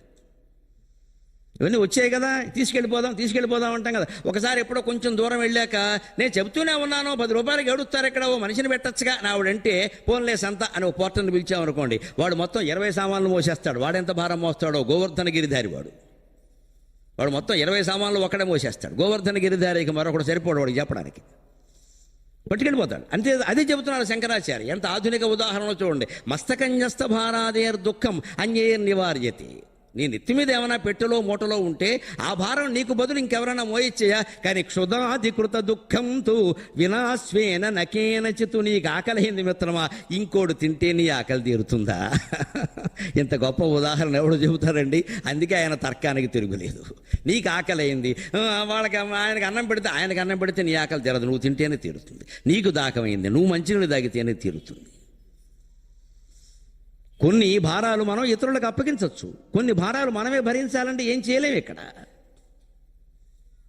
ఏదో అనారోగ్యంతో ఉంటాం, నొప్పి వస్తుంది లోపల, పక్కన ఎవరో తల్లో తండ్రో భార్యో భర్త ఎవరో ఉండొచ్చు, ఏవో మాటలు చెప్పొచ్చు, చాలా గొప్ప మాటలు చెప్పొచ్చు, ఓ పెద్ద ప్రవచనం చెప్పొచ్చు. కానీ కడుపు నొప్పి మనం భరిస్తామా, ప్రవచనకర్త భరిస్తాడా? ఎన్ని చెప్పినా ఎంత ఓదార్పనో నొప్పి భరించాలా వద్దా? అది నెత్తి మీద పెట్టెలో మూటలో భారంగా ఉంటే మిత్రమా ఆ భారాన్ని నువ్వు ఎవరికైనా అప్పగించచ్చయ్యా. కానీ ఆకలేసింది, ఇంకోడు తింటే నీ ఆకలి తీరదు కదా. దాహం వేసింది, ఇంకోడు దాహం మంచినీళ్ళు తాగితే మజ్జిగ తాగితే నీ దాహం తీరదు కదా. అలాగ మోక్షం కోసం కూడా నీ ప్రయత్నం నువ్వు చేయవలసిందే తప్ప గురువు సహా గ్రంథం సహా పీఠం సహా దేని మీద ఆధారపడినా దొరికే ముచ్చట లేదని చెప్పారు శంకరాచార్య. అదే వివేక చూడాలి. మస్తకన్యస్త భారాదేర్ దుఃఖమన్యేర్ నివార్యతే క్షుదాధికృత దుఃఖం తు వినాశ్వేన నకేనచితు. అంతకుమించి ఇంకొక మార్గమే లేదు అన్నది.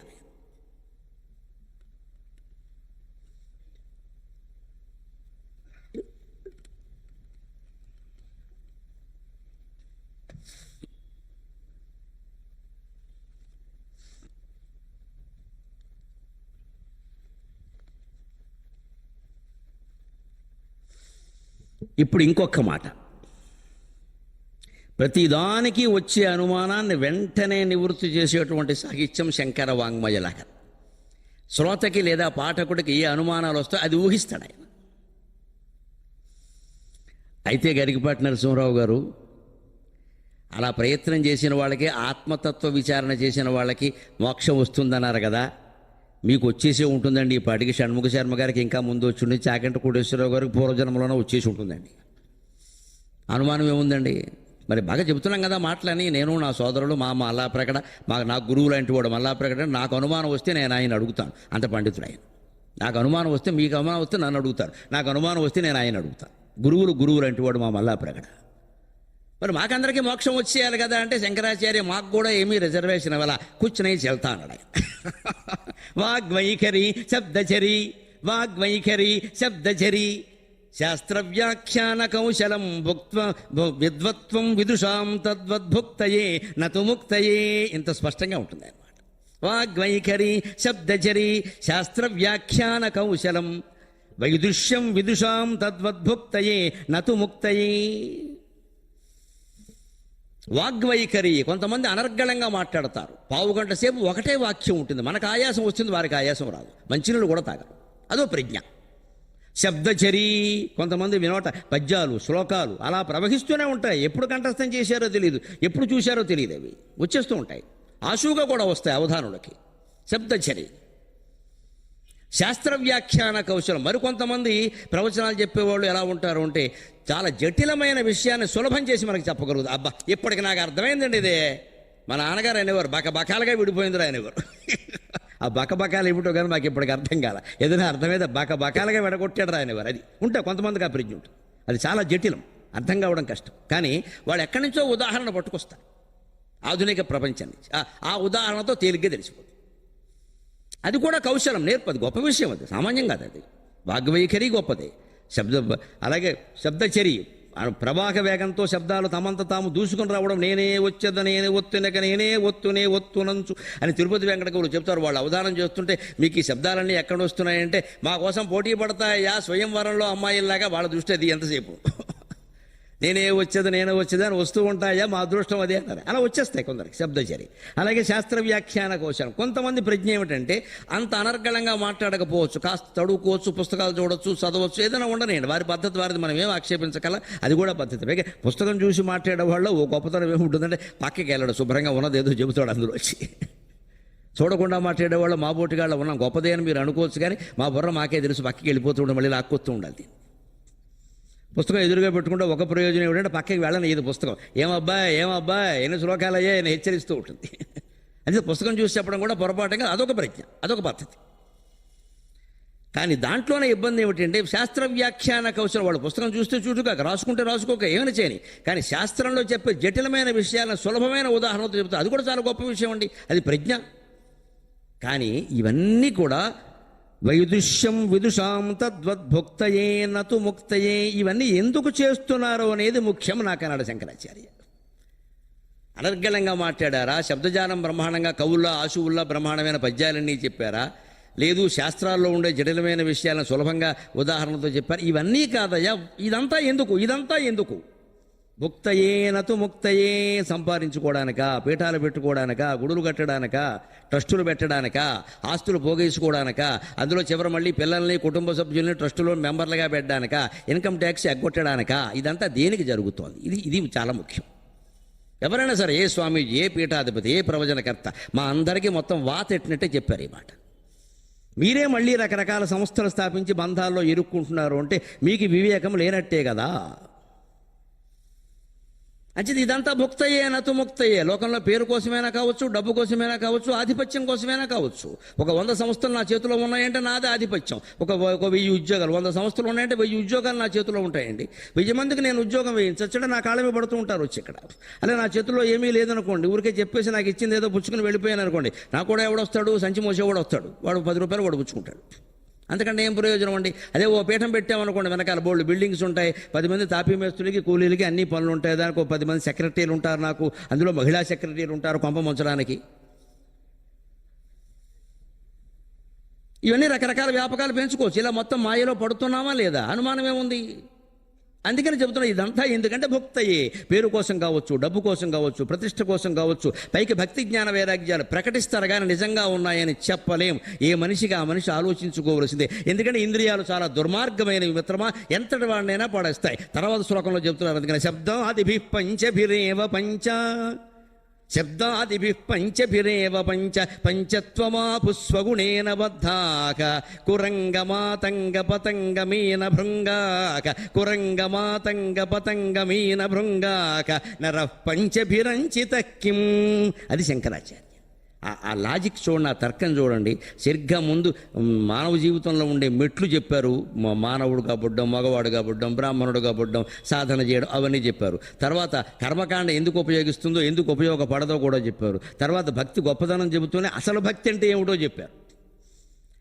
ఆ పైన అదేమిటండి, మా గురువు గారు ఉన్నారండి, అన్నీ మాకు ఆయనే ఇచ్చేస్తారండి అంటే ఏమీ కుదిరేది కాదు. గురువుకి మోక్షం రాదు, నీకు మోక్షం రాదు, ఇద్దరు కలిసి మొరగడం ఖాయం ఆయన నెత్తి మీద పెట్టినటువంటి పెట్టెల భారంతో చెప్పారు చాలా స్పష్టంగా. మళ్ళీ ఇంకా మనకుండే అనుమానాలన్నీ పోవాల్సిందే. ఆ ఉదాహరణతో నీ ఆకలి నువ్వు తీర్చుకోవలసిందే, నీ దాహం నువ్వు తీర్చుకోవలసిందే. గురువు మంచినీళ్ళు తాగితే నీకు దప్పిక తీరదు. ఒకటి ఇస్తే వచ్చేది కాదు మోక్షం అనేది, ఒకటి ఇస్తే వచ్చేది కాదు జ్ఞానం అనేది. నువ్వు పొందాలి, నువ్వు నిలబెట్టుకోవాలి. అలాగే మరి ఆ గురువులనే వాళ్ళు చెప్పే మాటలన్నీ చాలా బాగున్నాయి, అపూర్వమైన శబ్దాలు, వాగ్వైఖరి, బ్రహ్మాండమైన వ్యాఖ్యాన కౌశలం అన్నీ ఉన్నాయండి. మరి వాళ్ళని ఆశ్రయిస్తే ఏమిటంటే, వాళ్ళని ఆశ్రయిస్తే అసలు వాళ్ళు ఏ దారిలో ఉన్నారు అని కూడా ప్రశ్నించారు ఆయన. వాళ్ళు ఏ దారిలో ఉన్నారో నీకేం తెలుసున్నాయా? వేదిక మీద చెప్పే మాటలు నమ్ముతారమ్మా? మీ అంత అమాయకులు ఎవరు లేరు. మిమ్మల్ని మాయ చేయడంలో మేము నెంబర్ 1. ఎందుకంటే మేము ఏది చెబితే అవన్నీ చేస్తున్నామనే అజ్ఞానంలో ఉన్న మీకు అందరికీ నమస్కారం. ఏది చెప్తే చేసేస్తున్నామని అనుకుంటారు స్పష్టంగా. అందుకే మేము కూడా ఎంత నాటకం ఆడతామో చెయ్యింది కూడా చేసేస్తున్నామని చెప్పేస్తాం అనుకుంటారుగా మీరు, చాలా తేలిగ్గా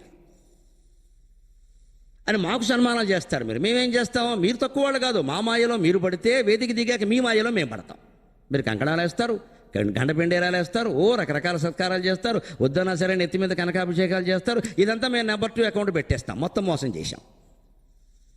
అబ్బాయి మీ దగ్గర ఉండాలండి, మీ దగ్గర ఉండాలండి, మొత్తం నా దగ్గర ఉండాలంటే నీకు క్షౌరం నాకు అంటించామన్నమాట. ఇక్కడ నీ దగ్గర పెట్టుకోకుండా ఈ మాయలో మేము పడిపోతాం వెంటనే. ఇక్కడ ఇలా మొత్తం ఒక ₹1 కోటి ఆస్తేలా 10 కోట్ల ఆస్తి అయింది అనుకోండి, వెంటనే నాకు ఎవడో సలహా ఇస్తారు, మీరు ఇలా ఉంటే కాదండి, ఒకటి చారిటబుల్ ట్రస్ట్ ఒకటి పెట్టండి అంటాడు. ఎందుకంటే నెంబర్ 2 అకౌంట్ కోసం పనులన్నీ ఎగ్గొట్టే స్వచ్ఛంద సంస్థ గరికపాటి చారిటబుల్ ట్రస్ట్, వారానికి ఒకసారి సంతర్పణ. ఎందుకంటే అకౌంట్లు మాయ చేయడానికి. నేను నిక్కచ్చిగా మాట్లాడమే నాకు అలవాటు. లేకపోతే దేనికి నీకు ట్రస్ట్ పని లేక ఇక్కడ 4 మాటలు చెప్పే వెళ్ళరాదా? దేనికి వెనకాలి ఇవన్నీ?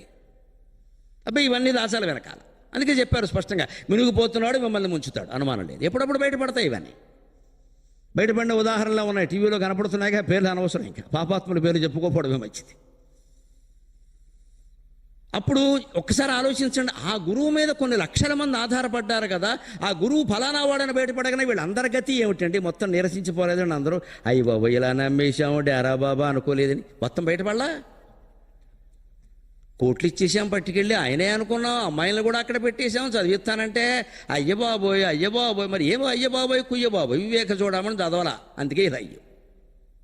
ఎవరమ్మని చెప్పారు నీకు ఈ సంపదలన్నీ? ఆశ్రమంలో పట్టుకెళ్ళి అమ్మాయిలను పెట్టడం ఏంటి? ఏం పని అని పెట్టమంటే పెట్టేస్తారా?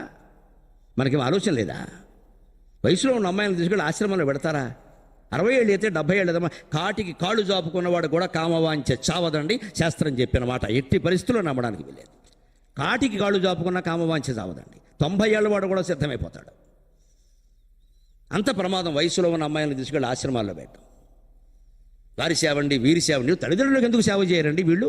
వాళ్ళకి ఎందుకు చేస్తారండి? ఇదో పెద్ద ప్రచారం. అక్కడ ప్రాధాన్యం కావాలి. వారి సెక్రటరీ వీరి సెక్రటరీ అంటాం. ఇక్కడ ఇంట్లో ఏముంటుంది మరి? తల్లికి తండ్రికి సేవ చేస్తే పేపర్లో వేరుగా చేయకపోతేనే వేస్తారు. ఇది మన అంతర్గత కాంక్ష ఏమిటంటే మనకి ప్రాధాన్యం కావాలి, మనకి ప్రాచుర్యం కావాలి. దానికోసం ఒకరి ఏడుపు, ఇంకొకరు వారి కోసం వారి సేవలను వినియోగించుకుని వీరి ఏడుపు. ఈ మొత్తం మునగట్లేదా? అందుకని ఇంద్రియాలు మనని ముంచడానికి 90 ఏళ్ల వయస్సు కూడా ఒకటేనండి. ఎంత సాధన చేసినా ఒకటేనండి. ఎన్నేళ్ళు తపస్సు చేసినా ఒకటే. ఎప్పుడైనా మునిగిపోతాడు. వ్యాసుడే చెప్పాడు స్పష్టంగా, బలవాన్ ఇంద్రియ గ్రామో విద్వాంసమపి కర్షతి. ఇంద్రియాలు చాలా బలవత్తరమైనవి. ఎంత జ్ఞానినైనా ఎంత విద్వాంసుడైనా ముంచేస్తాయి, లాగేస్తాయి. ప్రతి మనిషి ఎంత విద్వాంసుడైనా సరే ప్రతి క్షణం నేనేమో ఆలోచిస్తున్నా, నా మనసులో ఏముంది ఆలోచించుకోవాల్సిందే ఖచ్చితంగా. ఏ క్షణానికి ఆ క్షణమే. అర్ధరాత్రి లేచి ఏడుస్తూ ఆలోచించుకోవలసిందే. నేను చెబుతున్నది నాకు ఎక్కిందా లేదా, నేను చదువుతున్నది నాకు ఎక్కిందా లేదా, నేను ఆలోచిస్తున్నది సరైందా కాదా అని ప్రతి మనిషి ఆలోచించుకోవాలి. లేకపోతే ఏం జరుగుతుందో, శబ్దాదిభి పంచభిరేవ పంచత్వమాపు స్వగుణేన బద్ధాక. 5 జీవుల్ని చెప్పారు శంకరాచార్య. కురంగ మాతంగ పతంగ మీన భృంగాక నర పంచభిరంచిత కిం. 5 జీవులను చెప్పారు. కురంగం, మాతంగం, పతంగం, భృంగం, మీన. ఆ శబ్దాలు చూడండి. శబ్దజాలం అంటే ఇదండి. కురంగ మాతంగ పతంగ భృంగ మీనాక. కురంగ మాతంగ పతంగ భృంగ. బిందుపూర్వక గకారాలు 4 వచ్చి అలా ఎంచుకుంటారు శబ్దాన్ని. కురంగం అంటే లేడి, పతంగం అంటే మిడత, మాతంగం అంటే ఏనుగు, భృంగం అంటే తుమ్మెద.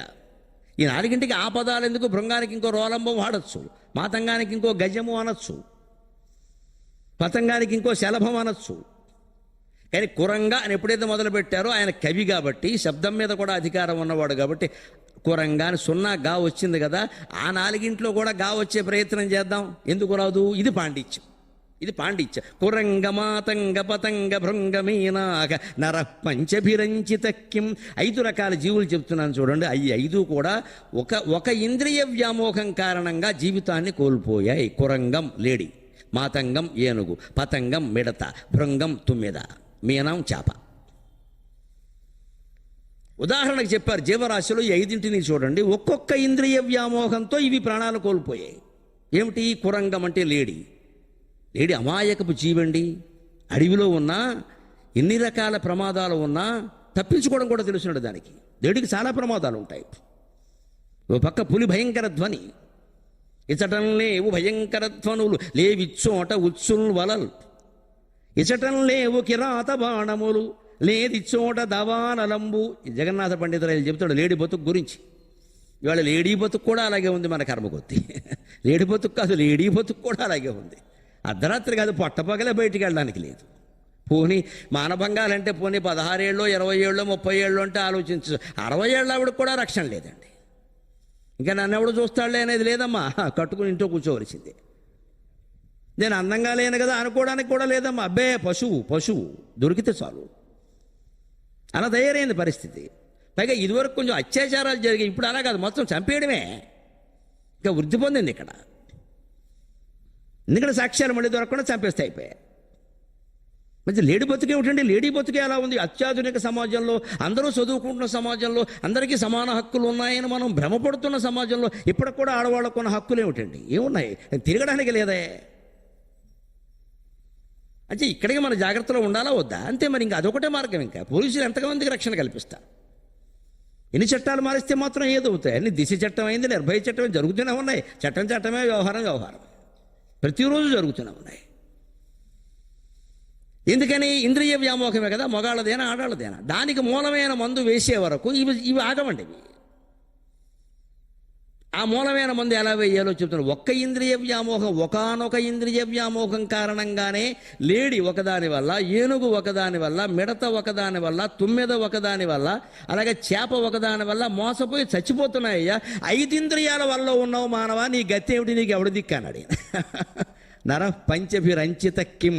అది శంకరాచార్య ప్రశ్న అంటే అంత తీవ్రంగా ఉంటుంది. లేడీకి వేరే వ్యామోహాలు లేవండి. లేడీ మరో ఆడలేడిని చూసి వ్యామోహంలో పడడం చాలా తక్కువ, దానికి మామూలు ప్రక్రియ, ఇది పెద్ద విషయం కాదు. కానీ దానికి ఉన్న వ్యామోహం శబ్ద వ్యామోహం. ఎవరైనా వేణునాదం వినిపిస్తే అది ఉండలేదు, ఆ వేణునాదం ఎక్కడి నుంచి వస్తుందో అక్కడికి వెళ్ళిపోతుంది. వాడు కిరాతుడని తెలుసు, కావాలని చంపడం కోసం వేణునాదం చేస్తున్నాడని తెలుసు, దగ్గరికి వెడితే బాణం వేస్తాడని తెలుసు, అయినా సరే ఫ్లూట్ కచేరీ అని వెళ్ళిపోతుంది, అంతే, మళ్ళీ రాదు ఇంకా. దాని బతుకు కచ్చారు శబ్ద వ్యామోహం కారణంగా. నిన్నగాక మనం చూశారు కదా శబ్ద వ్యామోహం ఎలా ఉంటుందో. బోధన, నిజామాబాద్ జిల్లా బోధనలో పెళ్లి కొడుకు శుభ్రంగా పెళ్లి చేసుకున్నాడు, మధ్యాహ్నం పెళ్లి అయింది, రాత్రి 8ంటికి డీజే సౌండ్ పెట్టారు, వీడి చేత డ్యాన్స్ ఆడించారు, రాత్రి గుండెపోటు వచ్చింది, పోయాడు. 25 ఏళ్ల కుర్రాడు. ఇవాళ చేసే డ్యాన్సులు అలా ఉన్నాయి, పెట్టే సౌండ్ అలా ఉంది. అంతంత డీజే సౌండ్ అవసరమా పెళ్లికి? పైగా పెళ్లి కూతుర్ని పెళ్లి కొడుకుని అందులో ఒక లాగడమా? వాళ్ళు ఆ రోజైనా శోభనానికి వాళ్ళని వదిలిపెట్టరా? వీడు కూర్చోబడి నీరసపడేలాగా ఇక్కడ చేయడం, వాడు ప్రాణమే పోయిందండి. ఇంకా నేను విన్నది 2వ 3వ, ఇదివరకే 2-3 జరిగేది అలాంటి. శబ్దం అంత ప్రాణాంతకంగా ఉంది, అయినా మన వాళ్ళు మానట్లే, చెవుల్లో పెట్టుకుంటున్నారు. ఇక్కడ చెవులో పువ్వు పెట్టుకుంటే, గుళ్ళోకి వెళ్ళిన వాడు ఎవడన్నా చెవులో పువ్వు పెట్టుకుంటే వాడిని ఆక్షేపిస్తారు, చెవులో పువ్వు ఏం తెలియని వాడు అన్నట్టుగా. వీడు చెవులో కాడడితే చెవులో పువ్వు ఏమో వెక్కిరించే పదమా? భక్తులు కదండి చెవులో పువ్వులు పెట్టుకునే వాళ్ళు, మామూలు వాళ్ళు పెట్టుకోరు కదండి. గుళ్ళోకి వెళ్ళి దేవుడి దగ్గర పూజ చేసిన పుష్పాన్ని వాడు చెవులో పెట్టుకుంటే పవిత్రంగా నమస్కారం చేయాలి. వాడిని ఏమీ తెలియని అజ్ఞాని కింద జమకట్టే చెవిలో పువ్వు అంటారు. ఎక్కడ మా చెవిలో పువ్వు పెట్టకు, క్యాబేజీ పువ్వు, ఇక అక్కడ వరకు వెళ్ళాయి. ఇంకా దీని మీద వచ్చిన సినిమాలు, వ్యాఖ్యానాలు దేని మీద రాలా? చెవులో పువ్వు మీద. మరి చెవులో పువ్వు పెట్టుకోవడం తప్పైతే మిత్రమా, చెవులో ఈ 2 కాళ్ళు పెట్టుకున్న వెధవల్ని ఏమన్నారు? ఎక్కడ సన్నాసులు అనద్దా? వాడు ఒక చెవిలో పువ్వు పెట్టాడు, వీడు 2 చెవుల్లోనూ పెట్టాడే పట్టుకెళ్ళి. తల్లి పిలిచిన వినపట్లేదు, తండ్రి పిలిచిన ఈ కాడ తీస్తే కానీ చెవి పనిచేయదే. ఆ కాళ్ళు అలాగే ఉండడం వల్ల 2 ఏళ్లలో మొత్తం 2 చెవులు పనిచేయవి. చెప్పినా వినడం లేదే. మోటార్ సైకిల్ మీద ఇదే చెవి కాళ్ళు, కారులోనూ ఇదే చెవి కాళ్ళు, ఇంట్లోనూ ఇదే చెవి కాళ్ళు, గోంగూర కాళ్ళు, తోటకూర కాళ్ళు పోయి చెవిలో కాళ్ళు వచ్చాయి. ఇది కాదండి శబ్ద వ్యామోహం. శంకరాచార్య చెప్పింది ఎప్పుడు జరుగుతున్నది ఏమిటి? 1200 ఏళ్ల క్రితం ఆ మహానుభావుడు చెప్పిన మాట ఇప్పుడు నిజమవుతుంది అంటే, సత్యవాక్కు అనడానికి ఇంతకంటే ఏమైనా కావాలా? ఇంతకంటే ఏమైనా కావాలా? కాకపోతే ఉదాహరణ మనం పాత దాంతో పాటుగా కొత్తది కూడా చెప్పుకుంటే విషయం అర్థమవుతుంది. లేకపోతే ఇదంతా పాతది అయిపోతుంది. అప్పుడున్న ఆ లేడీ అది మనకు ముఖ్యం కాదు, మన బతుకు మనకు ముఖ్యం. ఇంత తెలివైన లేడీ, జాగ్రత్తగా ఉండే లేడీ. లేడీ ఎప్పుడైనా నీళ్లు తాగుతుంటే చూడండి, మీరు అరణ్యంలో ఎక్కడైనా నీళ్లు తాగుతుంటే చూడండి, ఒక చుక్క తాగుతుందండి, అలా చూస్తుందండి. ఒక చుక్క తాగుతుంది, ఇలా చూస్తుంది. ఎంత భయం ఉన్నాడు దానికి. ఎవడు ఏ కిరాతులు బాణం వేస్తాడో, ఏ వలల్లో చిక్కుకుంటామో, ఏ ఉరులు పడిపోతాయో, ఏ పులి అరుస్తుందో, మీద పడుతుందో, దాన్ని భయం అండి పాపం. చుక్క చుక్క నీళ్లు తాగడం, పక్కలకి చూడడం, దాని బతుకంతా అంతే. అంత జాగ్రత్తగా ఉండే లేడి తనంత తానే వెళ్ళి పడిపోతుంది. ఎవడో వేణునాదం చేయగానే ఇదివరకు ఒకడు ఊదాడు, ఆ నాదానికి తన తల్లి మోసపోయింది, ప్రాణం పోయింది, తాను అనాథ అయింది. అయినా సరే పిల్లలేడు మళ్ళీ పరిగెట్టేస్తుందండి. అది జంతువు, దాని బుద్ధి అంతకంటే పనిచేయదు. మరి మన పని చేస్తుంది, మనకు తెలుసునే, మనం అలాగే ఉన్నాం. అలాగే మాతంగా ఏనుగు చాలా బలమైన జంతువు. మా చిన్నతనంలో 2వ తరగతిలో ఏనుగు అని ఒక పాఠం ఉండేది. ఆ బొమ్మ కూడా పేజీకి సరిపడా ఉండేది. దాని మీద ఏదో వివరణలన్నీ ఉండేవి. మేము పుస్తకం అయిపోయినా సరే ఆ ఏనుగు బొమ్మ వరకు కత్తిరించి దాచుకునేవాళ్ళం. చాలా అందంగా పెద్దది ఉండేది. అంత ఏనుగు అంత బలమైంది. 10 మంది మనుషులు కాదు, 100 మంది వచ్చినా తొక్కి పారేస్తుంది. ఒక పెద్ద పులిని ఏనుగు చంపగలదు, సింహాన్ని చంపలేదు, కానీ పెద్ద పులిని చంపగలదు.